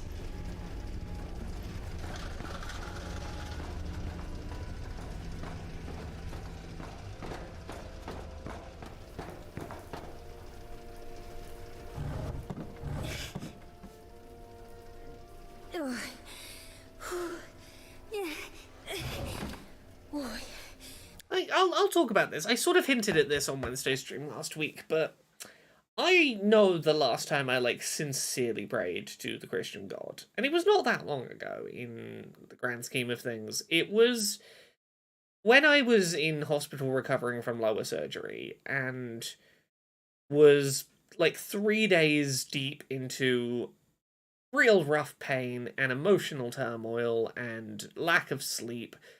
It was all very overwhelming. And I didn't pray for some big grand miracle. I didn't pray for, in that moment, like, make the pain go away, or like even something as actionable as praying that sleep would come. I prayed for some feeling of not being alone. I prayed in a real fucking desperate moment, years after walking away from faith, in a move of desperation, to just feel some sense that I wasn't alone and that there was something out there. Just a feeling of, I don't feel like I'm alone in a room in the dark where everyone else is asleep and I'm in pain and there's just no one here to help me through it. The kind of thing that, like, and I think this is honestly, it's one of the things that, like, I know you're taught in Christianity, like, God is not a genie that you activate and you automatically get a wish back from, but I'm like, I feel like if there's any miracle that would have been really fucking easy to do, and that would have probably pulled me back into faith, and ultimately that is supposedly what God wants. It's the whole the prodigal son returns. It's the God would rather do an act to bring one sinner back into the fold than put that same attention on someone who's already in the faith. Just let me feel that you're there and that I'm not alone. Could have been a really fucking easy miracle for an omnipotent God to bring me back into the flock. If that was the desired goal, and a miracle within the realms of it could just naturally happen, and it still requires a degree of faith of this didn't just happen, it happened because of God, which is typically what you're supposed to expect in the realm of miracles, and, like, nothing. And it is what it is. I found no solace in that moment, and it really was a moment for me, and this is me just being kind of open about this. It was a real moment that I think solidified my not going back to belief. Was surely, if you are out there, God, just... And it was something I'd felt before, and it was a thing I'd felt when I used to, like, go to church, and I would feel it, and in hindsight, I was feeling it in, like, go to church camp where we don't sleep for, like, 3 or 4 days, and then everyone is praying at, like, 2 a.m. together in a group thing, and the settings are right for religious experience. But, I'd felt what felt like the presence of God before, and I was like, just... that little intangible feeling that says you're there, God, so that I'm feeling less alone right now. That's all it would take to bring me back in. And didn't. And I was like, a God who could be omnipotent and conscious of that, and not reach out to put the faintest hand, like, ghost of a hand on me to just go, you're gonna be okay? Just feel an intangible something there.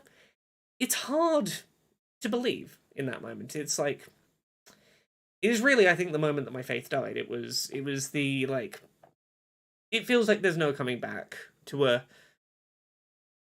God who wouldn't, in that moment, do even, like, the smallest act of connection. There you go. There's Laura doing an actual emotion about, like... Because, like, look, we've been talking very academically about it for these couple of streams, but, like, genuinely, like, I want to make it clear. It makes me sad that I don't believe. But again, as I say it, I can't logic myself into belief more than, you could logic yourself out of belief. It is a more intangible thing than that, but that really, all those years where, like, I prayed to God for, help with being trans, I could look past that and go, it's part of the journey that I'm supposed to go on and whatnot, but it was I'm in a moment where all I need is just some feeling that I'm not alone. Like, a God who cannot reach out and do that to someone who, in that moment, is looking for a sign to go, maybe I go back. Maybe I go back to faith in this moment of desperation. I'm looking for even the faintest feeling of anything that could be a sign, and nothing. You're like, it is what it is. Anyway, that was me getting real for a minute there. Anyway, game about Silly Nun. Ooh, real dark there.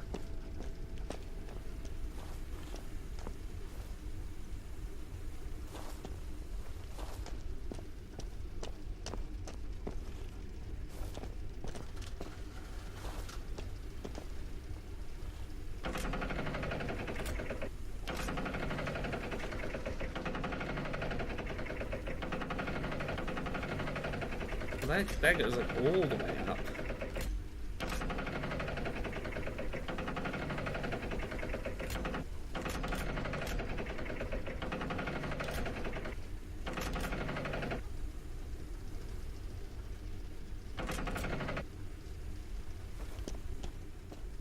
Okay, so what's the puzzle here? I can climb up here.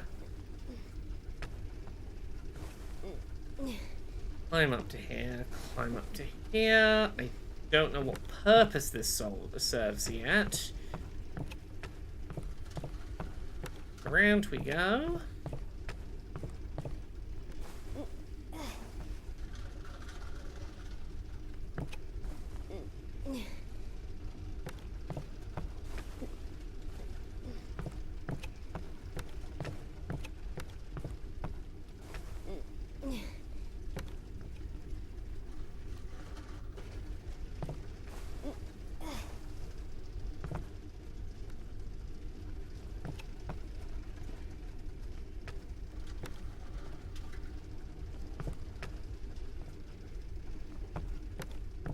We climbed up from, wasn't it? Where am I going here? I'm presumably trying to get up there.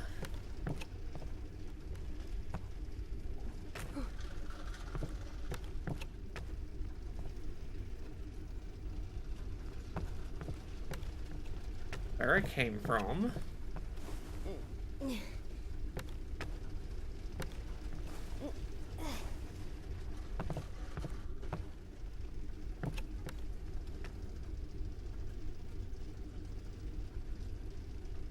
For the last 20 minutes, I've been at the bus terminal hearing a man in the background yelling into a microphone about how Jesus loves you. I imagine that's a little bit of dissonance going on. I'm looking up a walkthrough. I can't work out where I'm supposed to continue climbing here. Having a moment.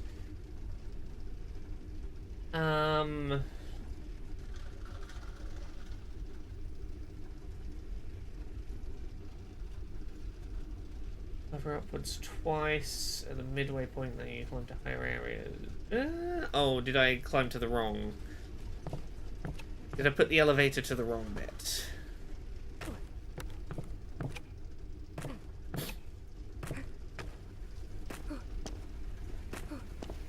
That's one up. Oh no, yeah, no, that is two up.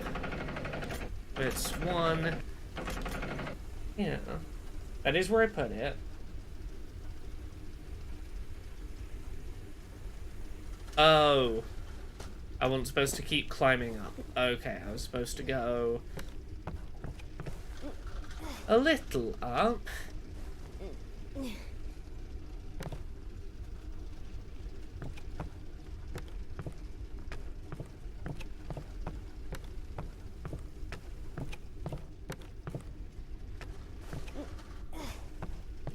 Here, and then stop climbing up and go out this window. Oh. Stop the climb up and go out the window instead. I see.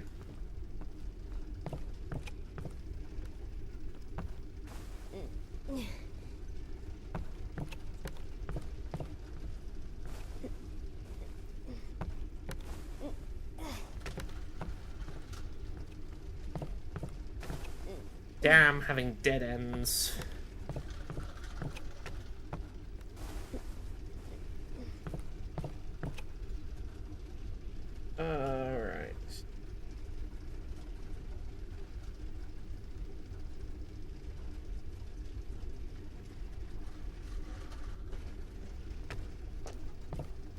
Okay, so we're continuing the climb up.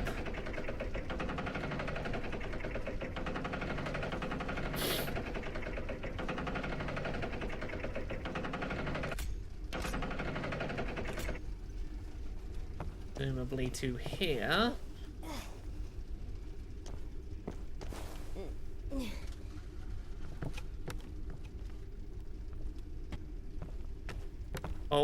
Oh, I glitched the hell out of that,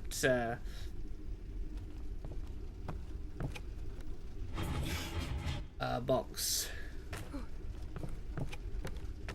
Is this where I was meant to have pushed it? Okay, so we can get back up to there, so we need to put this further up? Like there now.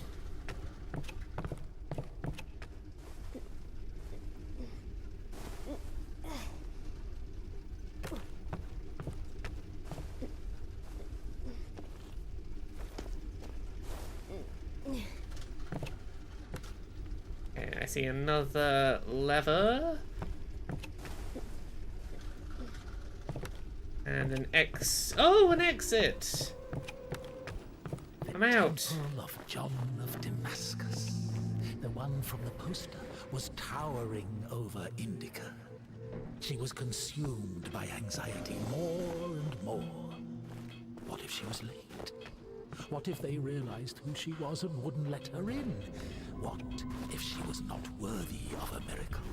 Maybe one needed to buy a ticket to see the miracle, and all the tickets had sold out. What if her certainty in God's plan was just another delusion, a temptation she so faint-heartedly succumbed to?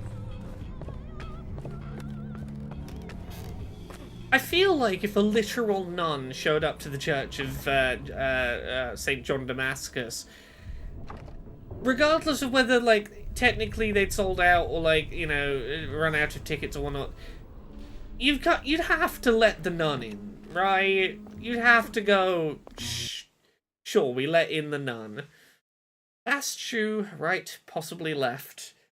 Indika's father called his servants bastards because of their bast shoes, emphasizing the cultural gap between himself and the uneducated pedantry. The latter, however, refused to notice this gap, especially if they had a chance to have a drink with the former.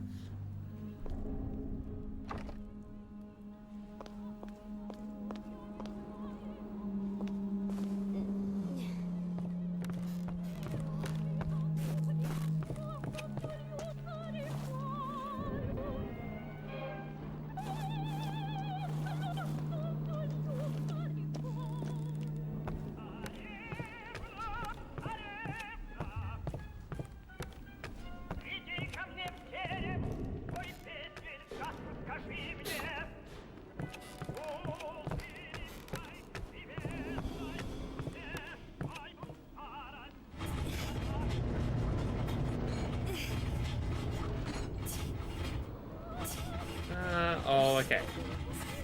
Use the safe to get up there.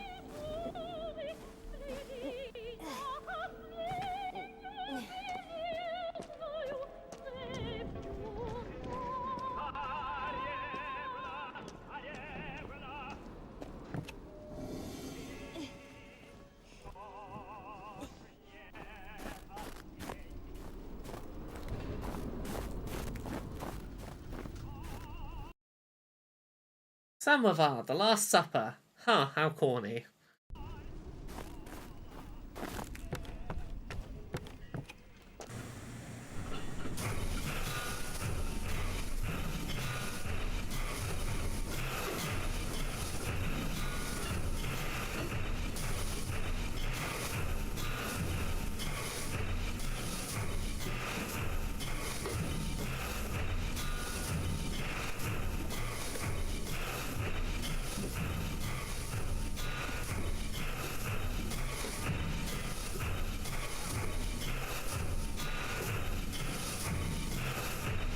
Where's this platform I'm supposedly moving?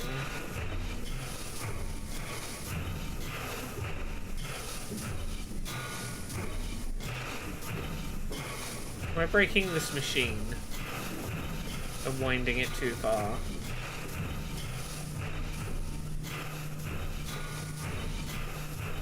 supposed to be leaving the platform in a specific position, and I've like completely wound it too far.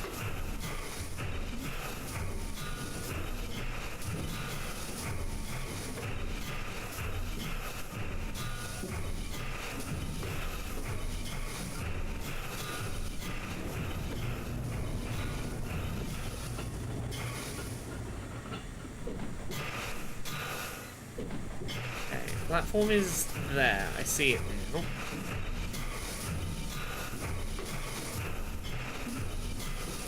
Where am I bringing it to?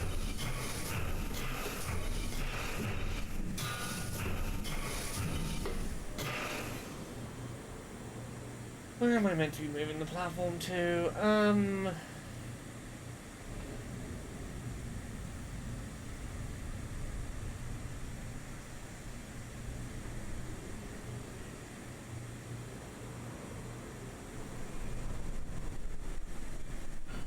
Oh, I can lower the platform. Okay.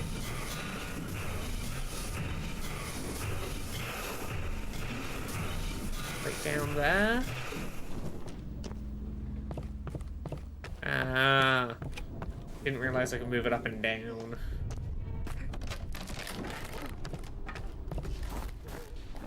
Oh, hey! Give it back.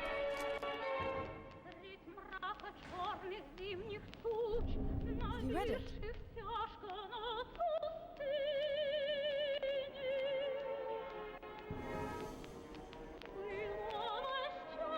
What happened to your hair? You don't like it?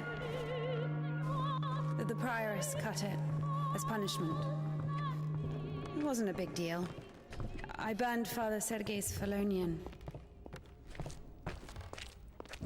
Oh yeah, she stood on not particularly clear snow. Yeah, that hand's looking rough, buddy. Oh, the fingers are wiggling. I don't like that the fingers on the severed hand are wiggling quite intensely. Oh, I want to see it happen in a cutscene now. There is a way that seems straight to a man, but its end is the way to death. Proverbs 14:12. The backpack is waving. It's the origin story of that hand in the Addams Family.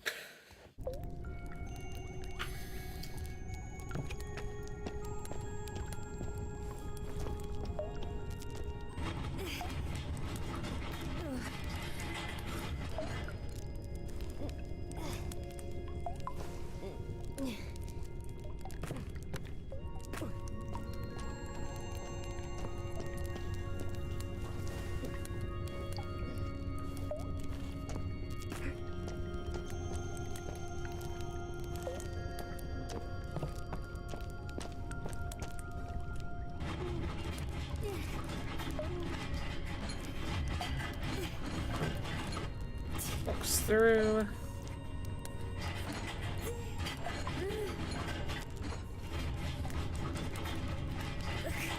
And I have to pull it through.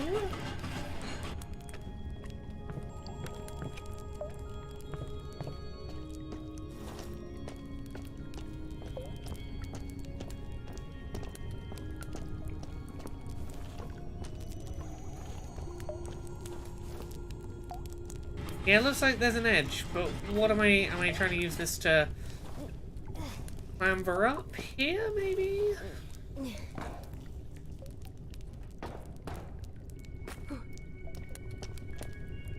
Oh, to get up there.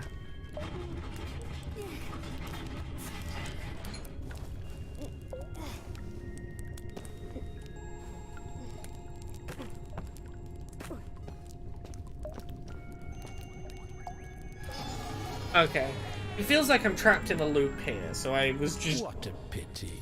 checking that I hadn't missed something and that maybe I was meant to go down the hole, but no.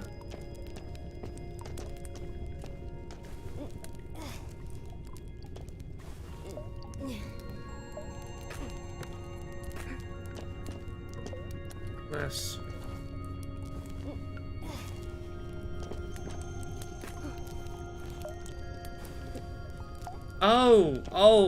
Oh, the room's,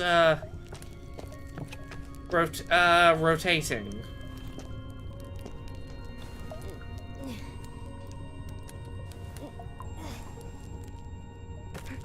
Yes, this one's on its side.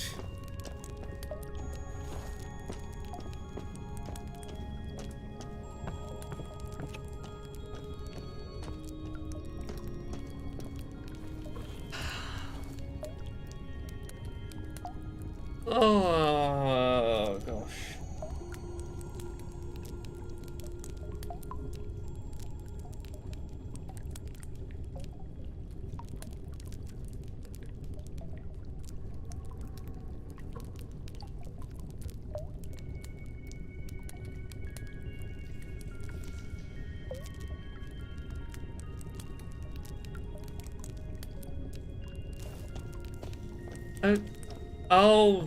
Oh, there's a fucking demon wandering the halls. I don't like that. Yeah, okay. So because that box is there because I moved the version in here toward... Oh, I don't like that demon through the doorway. But if I pull this, the one in the other room is moving. Oh. So now, that there... If I look in here, there should be one, yeah, in the middle to land on.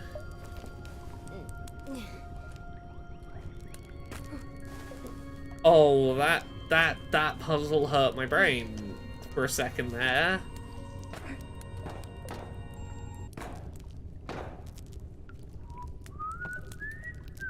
I do not like that I could see that very gangly demon just clambering around.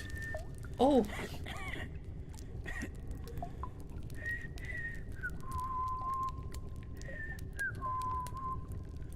Are you gonna have another drum and bassman climb out of your mouth?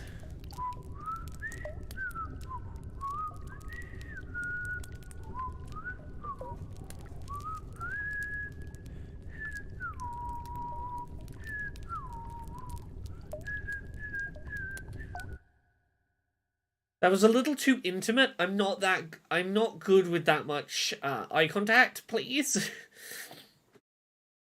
Like, the demon was unsettling, but you ignored my boundaries around, you know, how much I'm okay with someone's eyes being near me. Oh. Ooh. Gosh. Today is worn me out.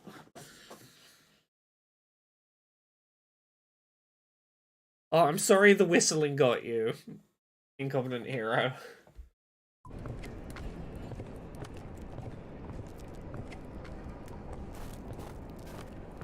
Look, okay. That's our cathedral from the poster. The Cathedral of John of Damascus.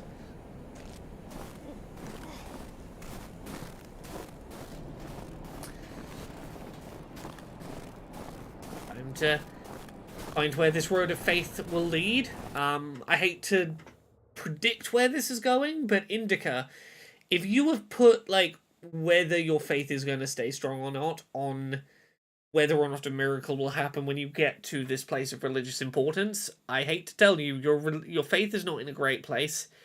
If you are going on this kind of a journey to hopefully see a miracle that will reaffirm it, either you see a miracle that was not there, yeah, maybe a miracle happens, but most of those times, it's going to feel like confirmation bias that against faith rather than for it.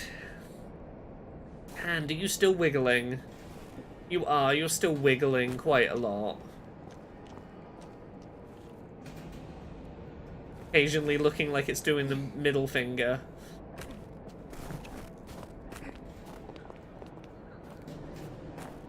Batz's. What?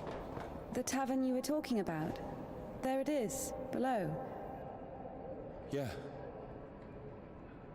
By the way, see the pawn shop opposite the tavern?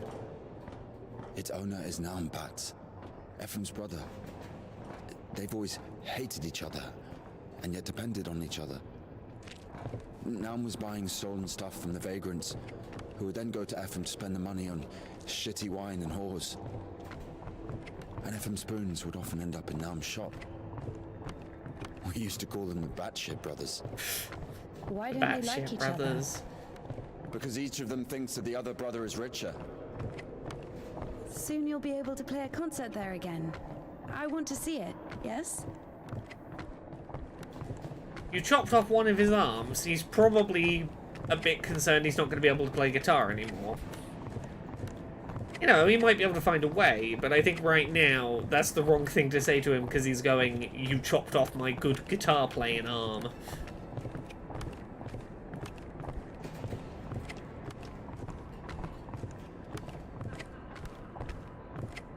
Somewhat missed your chance to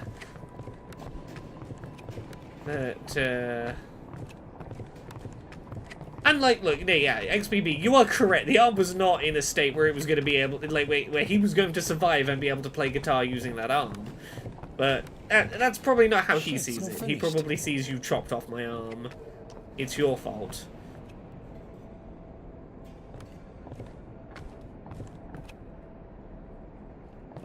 Down!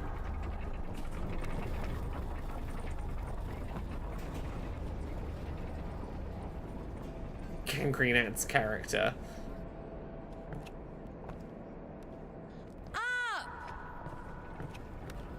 Didn't realise I was meant to be on it. Sorry, sir. I'm getting a little motion sick playing this game. I'm Get me glad down. that I think we're near the end. Because I don't know how much longer I'd be able to play without motion sickness kicking off.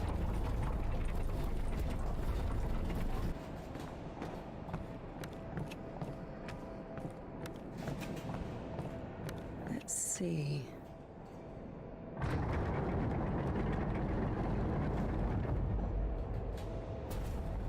Rotate the hook. What hook?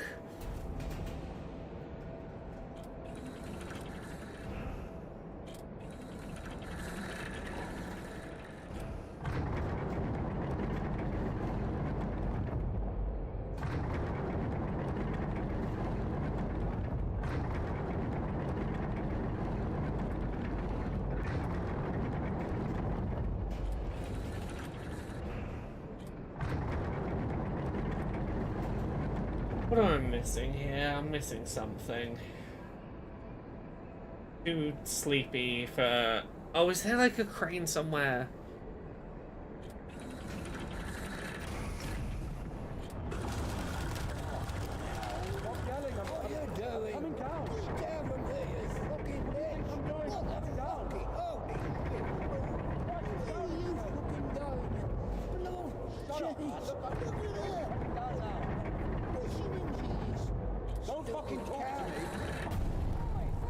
Who she thinks she is, indeed. Oh, okay, I guess it's gotta go there. I love all these just builder men being like, oh, the fuck you think you're doing? What are you up to, taking half a fucking bridge?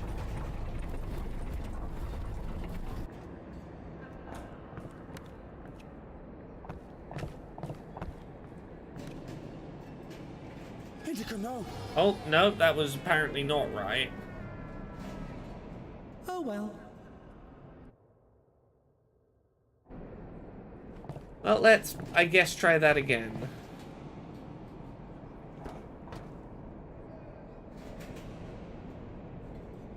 Down! How was I supposed to, like... I feel like I was supposed to set it higher up, but I couldn't work out how.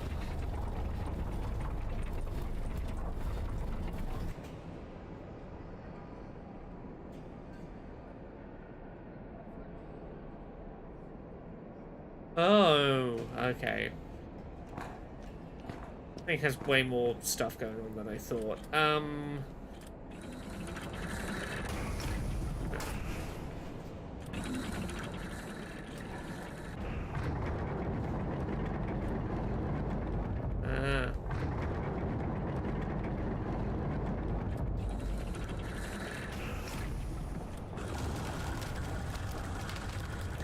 That's not a very stable crane, if that is an option that works.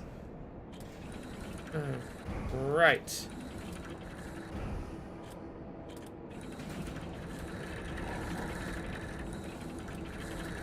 Rotate. Rotate the crane. There's a very narrow angle that will rotate the crane.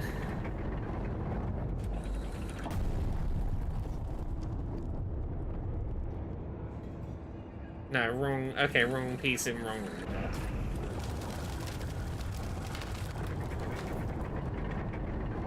I see. Unless...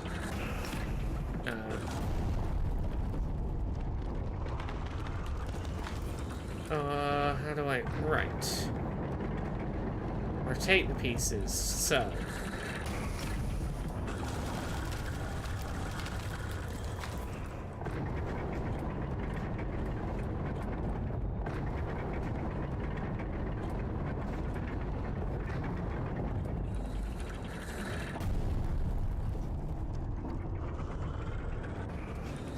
Oh, come on. Right.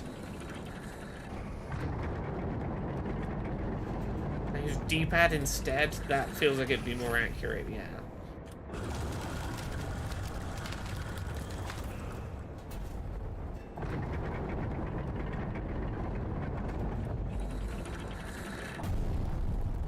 Place that one down like that. Yeah, D-pad way easier. I don't know why they don't just advertise that the D-pad's an option. It is way more reliable for this.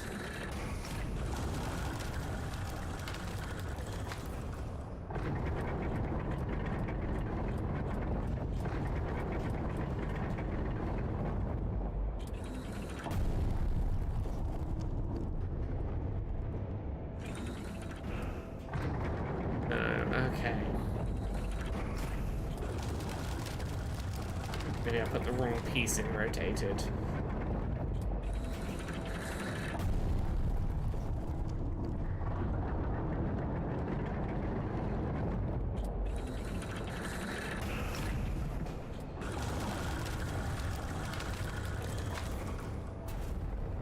Oh yeah, that's the piece that will slot on top more easily. So, we...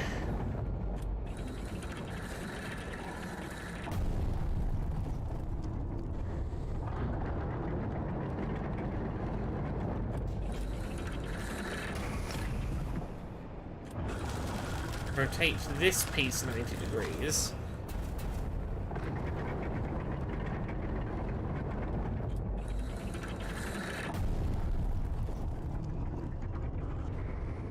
Double rotate.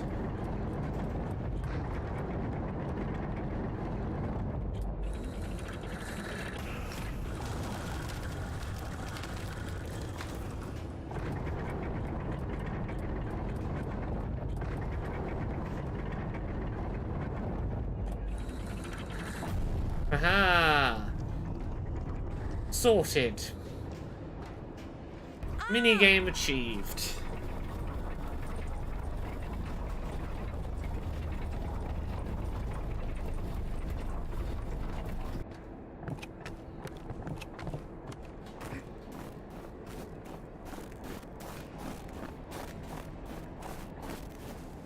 Sorry about fucking up your construction yard,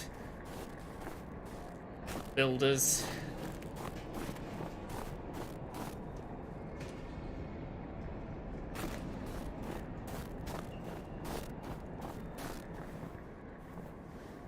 Incompetent Hero says, this nun's performed an amputation, built a bridge, drove a motorcycle off-road in the snow. Talk about talented. Look, religion is a path to many talents, some of which, you know, are considered paths of the dark side.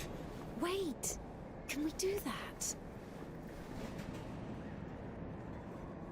Oh, we sneaking into the church from upstairs.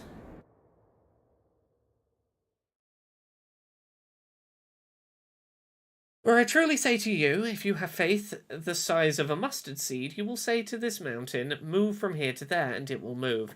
Matthew 17:20. Now, this is the bit of religion that always felt really fucking toxic to me. Literally anything is possible. Any miracle can be performed if you have enough faith. If you pray for a thing to happen and the thing does not happen, it is your fault. You do not have enough faith. And again, this is why that anecdote I tell of being really fucking alone and overwhelmed in an empty hospital room, why it stung so much when, reaching out to God going, hey, if you're there, anything to feel less alone, getting nothing back, because I'd spent 20 years in a religion that had taught me very much this. If there is no answer to your prayer, if something, even something impossible, does not happen, it is because you did not have enough faith. It is your fault, not God's, that it didn't happen. And it fucking sucks.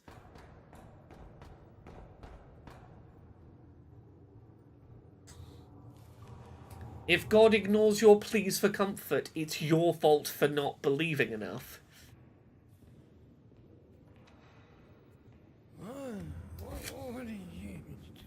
Where's the cadets? It's over. Been too long already. Last day the 23rd. Today, the cadets will be taken further. You'll be able to find it in the lips. Yeah, It's that's still where... here. Please, if you only knew what we've been through. Sir, a nun just climbed in through your window. People showed up from other countries. Everyone who wanted to was already venerated. Listen, if you don't let me see the miracle, I'm dead. Literally dead. And I can be honest with you, right? Can I confess to you? Satan is literally in my head and I need religious help to remove him? He escaped from prison to commune with the miracle. What do you mean? If only you knew what he's been through. Oh, fine. Wait here. Wait here.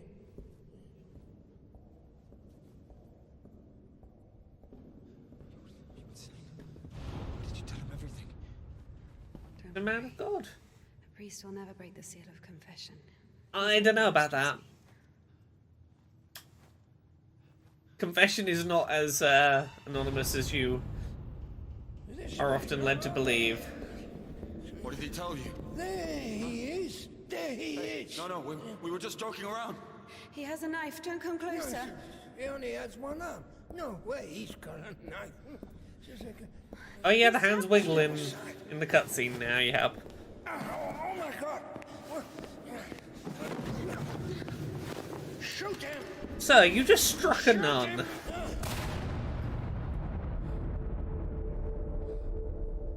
Freedom, my dear.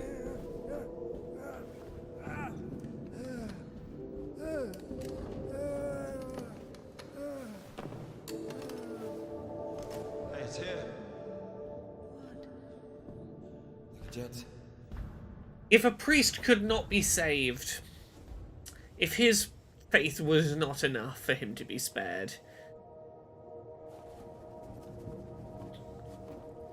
but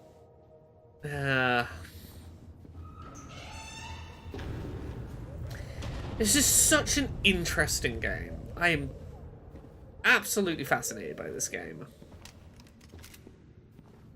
Again, it then takes you back to like the prodigal son and the, God reaching out to the sinner. Come here, help me. Okay, hold it. Like that, hold it. Come on, hold it. Come out. I will say, I'm impressed that Ilya still has faith enough to go, hold my arm to the bit you severed it from. Let me touch this religious thing and see if it helps. Your hands up.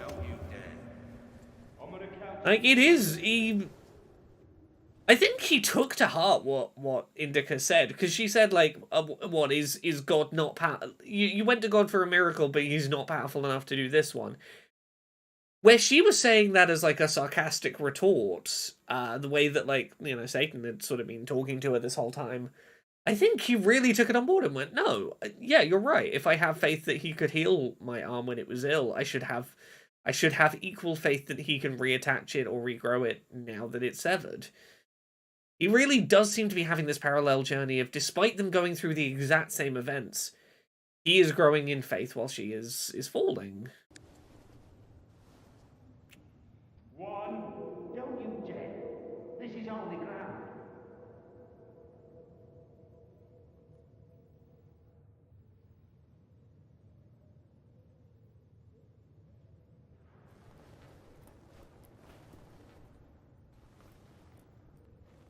And I think she wants to believe. She wants to believe it'll happen. Because if the impossible happens for him... Usually people show up about their legs. And? They grow back? It's not about that. You see, if the Lord allows...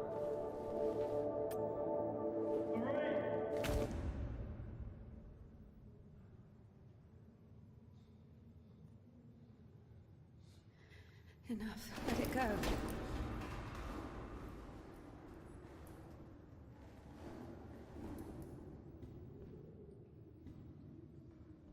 Yeah, but again, that faith only extends as far as the miracle could still happen. The second the miracle doesn't happen, his response is, I'm stealing the religion item out of frustration that it didn't work, or a misguided belief of maybe it'll still work. I deserve my miracle. I will take this with me and wait for it to work my miracle. No one else to get to have miracles until I get mine. Like, there are so many ways you could interpret him picking up this holy object.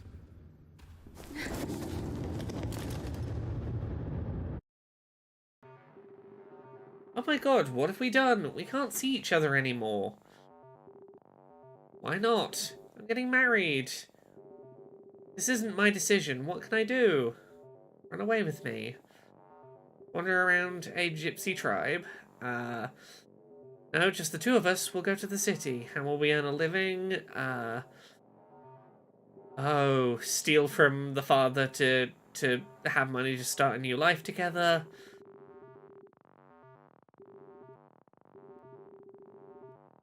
Father trusts me. I would never steal from the register. I'll do everything myself. Just give me the key.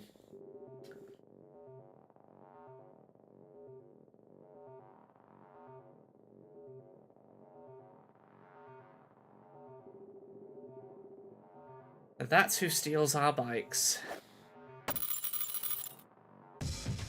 Oh, welcome to Traveler Pac-Man.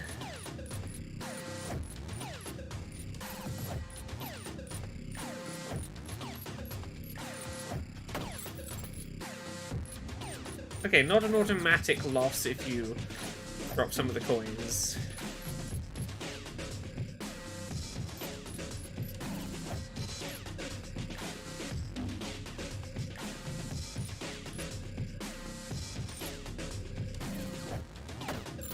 Ah, so close.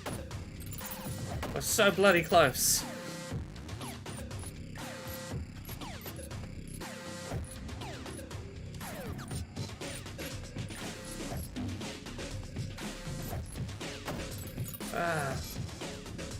Oh god. I sorry, I stopped to look at chat and everything left my brain. So yes, Pac-Man with projectiles sure is a choice. Okay, I've got to sort of wait near junctions for him to throw spanners.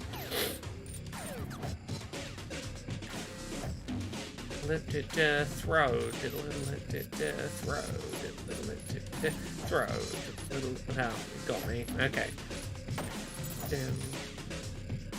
Throw. Throw. Throw.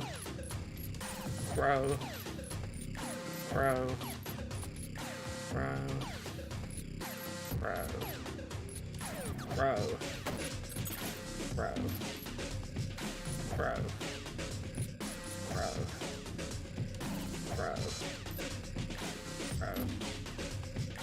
Throw. Bro. Yes, he didn't throw if you're close to him, but I also didn't want to stay too close to him. So I was like, it's cool. I just need to know the timings of when he throws so that I'm sort of ready for it. Oh. Indika denies knowing him.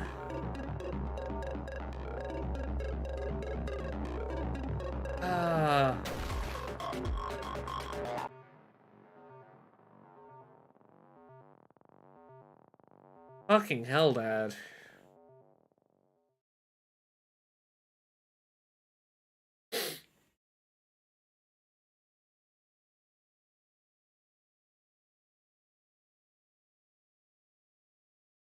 Yeah, Megaturtle makes a good point as to the taking of the Holy Relic in the previous scene. There's also the interpretation of, I know God's plan for me. He said I should come here to get cured, and now circumstances are getting in the way. His plans for me require me to escape with the holy item. Yes, convincing yourself that... When you start convincing yourself that the actions you want to do are the actions God wants you to do, allows you to justify a lot of things with circular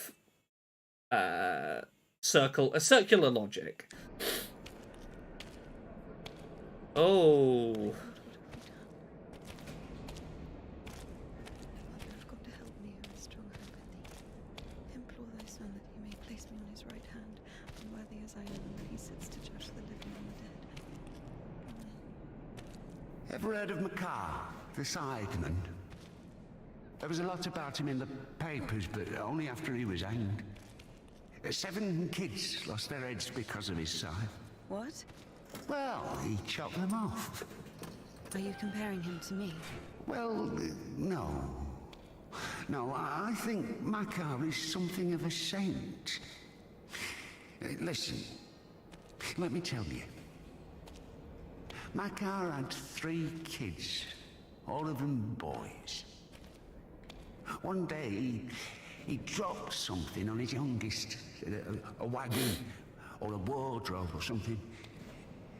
It was so bad that the poor boy stopped feeding his legs. Couldn't sleep at night. Lay there all day crying from pain. The village doctor couldn't do anything, so Makar couldn't take it anymore. He went to the priest and said, "Bless me, Father, to end the child's suffering." Yep. Well, the priest didn't bless him, of course. He sent him home to pray and think about the salvation of his soul. Makar prayed for a week, but the son wouldn't stop screaming. So, Makar snapped, took the cover off his side, said a prayer, and ended the suffering with a single sweep. Using God will forgive me as the justification for the actions. It's done, Father. I don't have a soul anymore. And I lost my right to think about salvation back when I dropped that wardrobe on my son. Or was it a wagon? I don't remember. So, my soul is done. Better tell me where he is now, in hell or in heaven. The priest said, in heaven, of course. He didn't get to sin. Yeah, in a way, you gave him a gift. I will say, interesting to hear this justification, because I really assumed from, like, if we're talking about, like, Russian Orthodox Christianity, I really assumed it would be like, no, you the second you come out the womb, you've sinned. I was not ready for a, child was too young to have sinned. Send him straight to the kingdom of heaven without any earthly suffering. Well, this thought got stuck in Makar's head. So he went home, put his other sons in front of a kiosk, said a prayer with them, and chopped their heads off. If you can guarantee a person goes to heaven and has eternal salvation by killing them before they're young enough to sin, once you've done it once and you are going to hell for having killed, what justification would there be not to go, well, I should now, if I'm going to hell anyway, the morally correct thing for me to do is to murder as many children as possible so that they all guarantee getting into heaven for all eternity. But after that, he went completely insane and started hunting down his neighbours' kids. Managed to kill 4 of them before he got caught. Why is he a saint? Think of it this way. Some martyr gets burned at the stake because of Christ. Does it mean he buys himself eternal life? Serial killer logic, but internally consistent. Can we call this a real sacrifice? Makara's a different story. To save someone else's soul, he sacrificed his own. Why are you telling me all this? Father Proctor, the one you killed. He couldn't have asked for a better gift. He's now an innocent victim, a martyr. Maybe he'll even be canonized. Yep. And what about Killed in the line of serving your religion. Pretty much guarantees you a pass to heaven.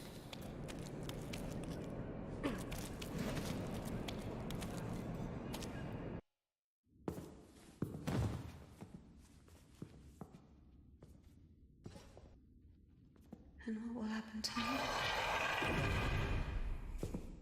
You'll get hanged, I guess. Listen. What's your name? It doesn't matter.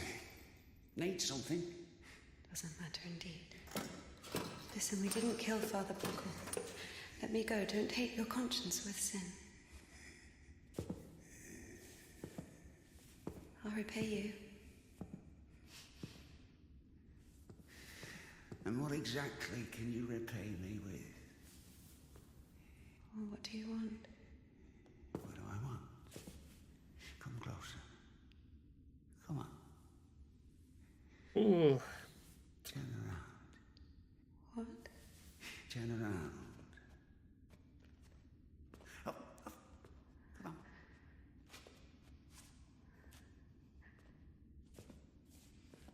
Now sing. I don't know. Something. Be a little music box for me. Well, sing something you know. Okay. Not as outright terrifying as I thought this was going. All the stars are in the sky. Silent shepherd grace.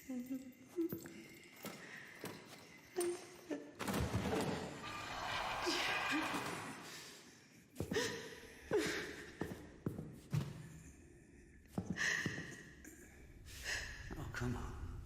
Come on, silly. Don't be afraid. I'm not scared.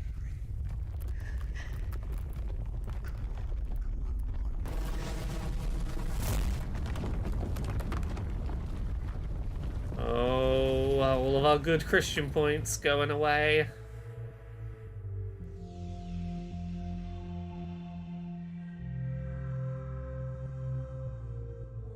I guess I can't do anything worse than that. It's so easy to step over everything you believe in. Step where? Somewhere. Onto your side. What kind of side is that? Step Are to you going to survive. argue again? That there are no sides. That there's neither good nor evil. God, watching that Convince me counter that I haven't go done away anything one bad. at a time is... Or can you not even do that? Bad? What does that word mean? I've killed a priest. Don't play dumb. I'm not. But still, what exactly does that word mean? Bad. Sinful. Of the devil. And how do you know what is of the devil and what is not? There are commandments. So we're checking against a formal list of regulations. No, everything is really obvious. It's evil, dishonest, unfair. Evil? There's not a drop of evil in despondency, avarice, or bawdry. Dishonest? A dog is honest. It eats when it's hungry, bites when it's scared, copulates when there's someone to do it with. Well, you remember. I'm talking about intentional dishonesty for one's own gain. So, pretending your whole life that you don't want something you want. That you don't feel something you feel for eternal life in heaven. Doesn't that fit perfectly with your definition? What else did you say? Unfair? Is it fair that one tree has 1,000 leaves and another 2,000? Is it fair when two people throw the dice, one gets a 6 and the other gets a 2? Of course, all this is rational, but we don't like this rationality. We angrily call it unfair. But if you forget your emotions, it turns out, strictly speaking, this word can't be applied to anything. What about what's happening now? What can be more revolting, disgusting, vile? I don't need any deliberations. I know it. I feel it. When you're cold, you don't need to think about it. You just feel it. You know that you're cold. Do you understand that there is no cold without warmth? You can't get rid of poverty and suffering, leaving only wealth and happiness. Leave me alone. Oh, I'd love to. But I will only disappear when you stop wanting me to. It's not that hard. Just remember that good and evil, warm and cold, those are just lines on a thermometer. God and the devil, those are you. One cannot exist without the other. Ooh.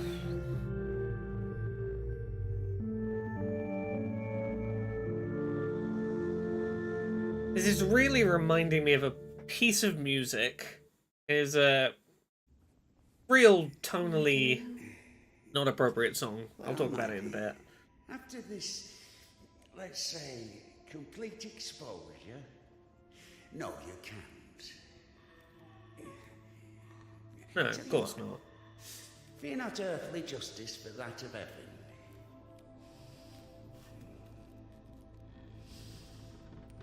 When the soul is separated from the body. Stop right there, you bitch! Oh, stop! My hand! My hand! When God will not step in to save you from suffering, but Satan seems to provide you a route to freedom and safety, and a route away from the harms you are undergoing, it's hard not to see that as a more desirable path. There's a song this is making me think of, and it is a song I love dearly. It's called Be Gay, Do Drugs, Hail Satan. And, I imagine you can guess at why a track like that is right now feeling vaguely relevant.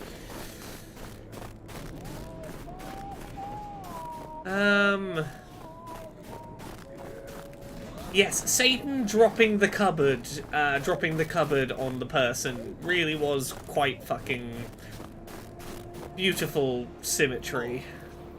Hi. Where is the Cadets? 1 second. Oh. Did I undo my trousers? Where is No, the Cadets? you pissed yourself. Well, they didn't even give me 5 rubles for it. What? Give me the money. I don't have any, it's gone. You know, I've already conquered the guitar, but the brass, the pipes. How quickly he threw away the chance that religion might be what would save him.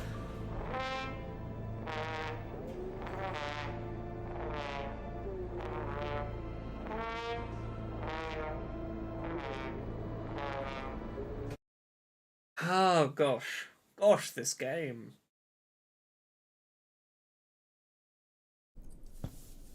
Yeah, dude is spiraling. Where is the Cadets? Never heard of it. Someone just exchanged it for a trumpet. A man with one arm?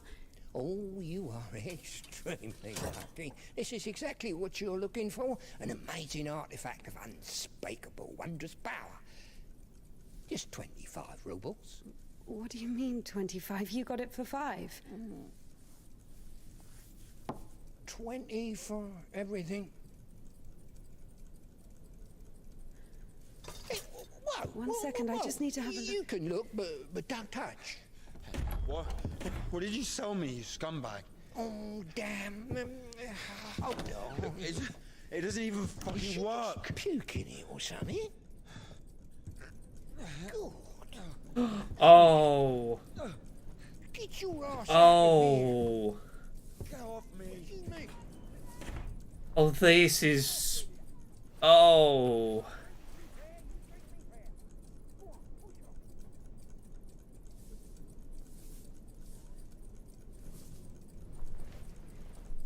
Looking at yourself in the mirror and seeing yourself as demonic while attempting to do the sign of the cross with a religious artifact in the hopes that it will fix you. It will change you into not the monster that God would hate that you have become.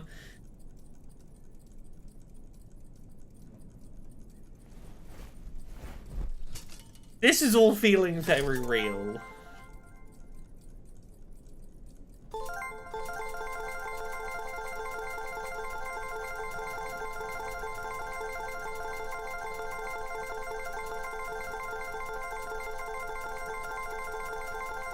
I'm shaking good religion points out of this artifact.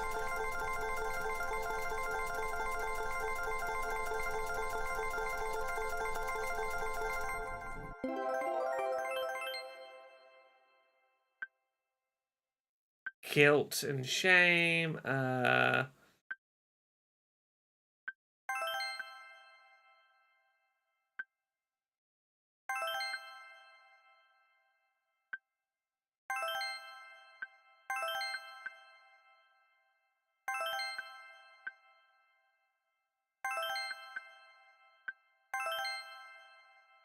all that leveling up finally.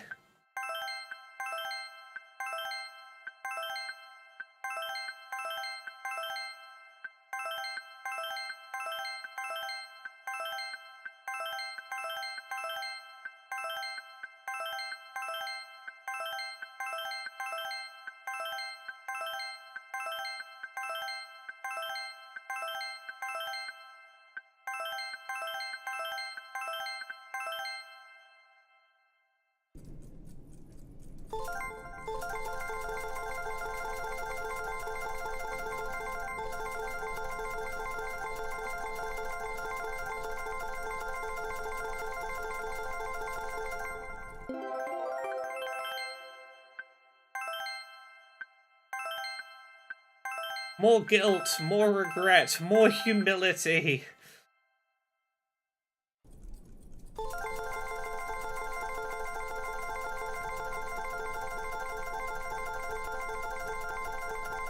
Time to do actions repeated, much like when we started the game.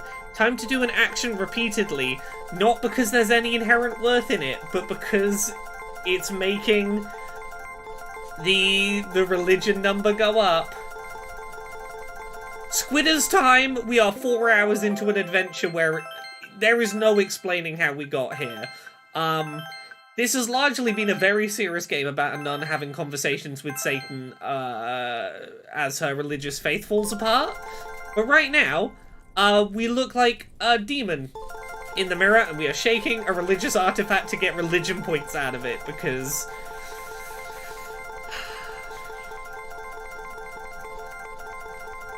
What a time to show off indeed, as we are essentially a demon jerking off using a religious artifact for meaningless religion level ups.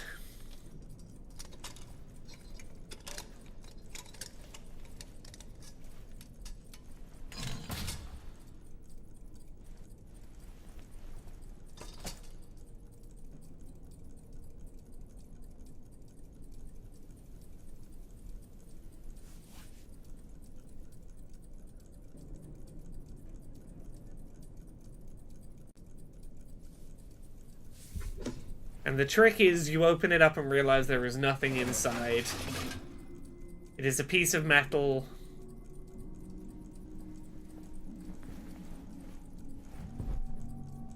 Oh, Squidder's Time, I highly recommend checking this out. You've tuned in at not too spoilery a time, but also the most confusing time you could have joined. But, yeah, the thing is empty, much like her faith. She's shaking religious energy out of it, but ultimately it's only producing what she believes it's producing.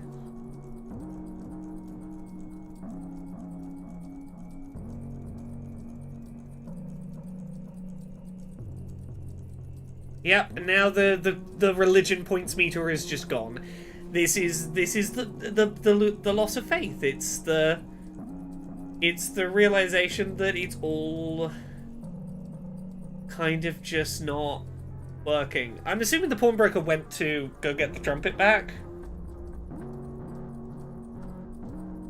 Yeah, the religion points are gone, but so is the demon. Both the strive to an unattainable level of religious perfection, but also the things we were leveling up in the level up tree. The shame, the guilt, those negative feelings that are the basis of, you know, the more penitent types of Christianity, that too is gone. You know, sure, she's not striving for perfection, but she's no longer holding on to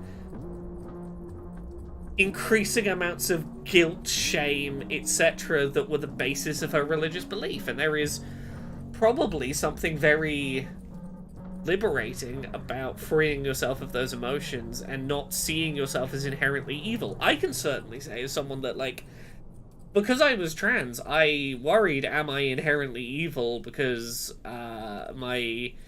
I am so inherently something that the church would tell me is evil. I had huge amounts of guilt and shame that were, like, I saw myself as monstrous. And I can't deny that stepping away from the church improved my self-esteem and my, like, feelings of self-worth immeasurably, because I was no longer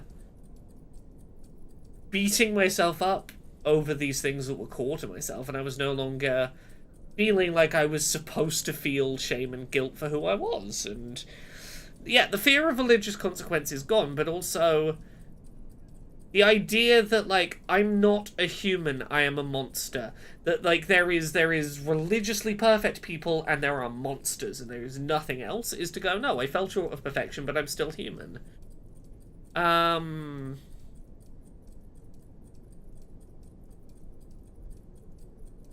Incompetent Hero, yeah, put it superbly in the Twitch chat. Great ending. It answered none of the events and answered all of her own journey. And agreed. It did everything it needed to. It left itself room for theorizing and discussion of how you interpret the events without feeling the need to answer explicitly everything.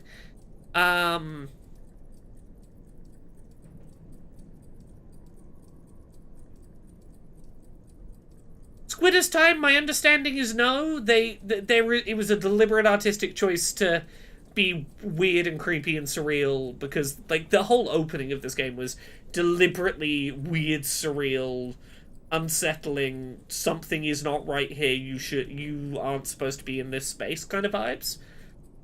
Yeah, the feeling of being wrong by default.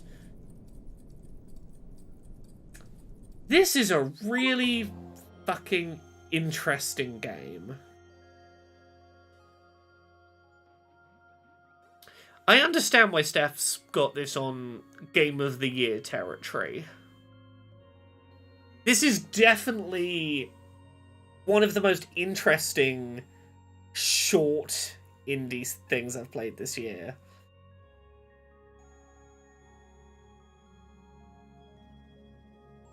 Incompetent Hero, I'm glad. Yeah. I feel like I will at some point come back to this. There's a lot that I think I would feel differently about on a second playthrough, but it's super interesting. Thank you so much, everyone, for coming on this weird little journey with me. I hope you've enjoyed, ? 4 or 5 hours of Laura chats about religious belief. with everyone. Squidder's Time. This game was made by Russian developers, but my understanding, if I understand right, I think someone was talking about this on Wednesday last week, they had to flee Russia while making this game.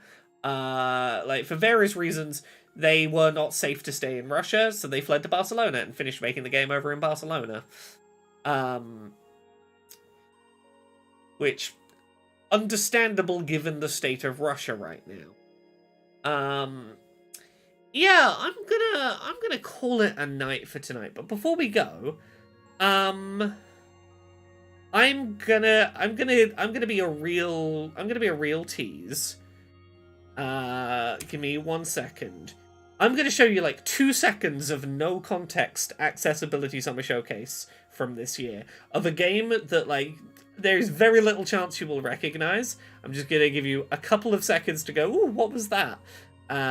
Because I'm feeling in a easy kind of mood.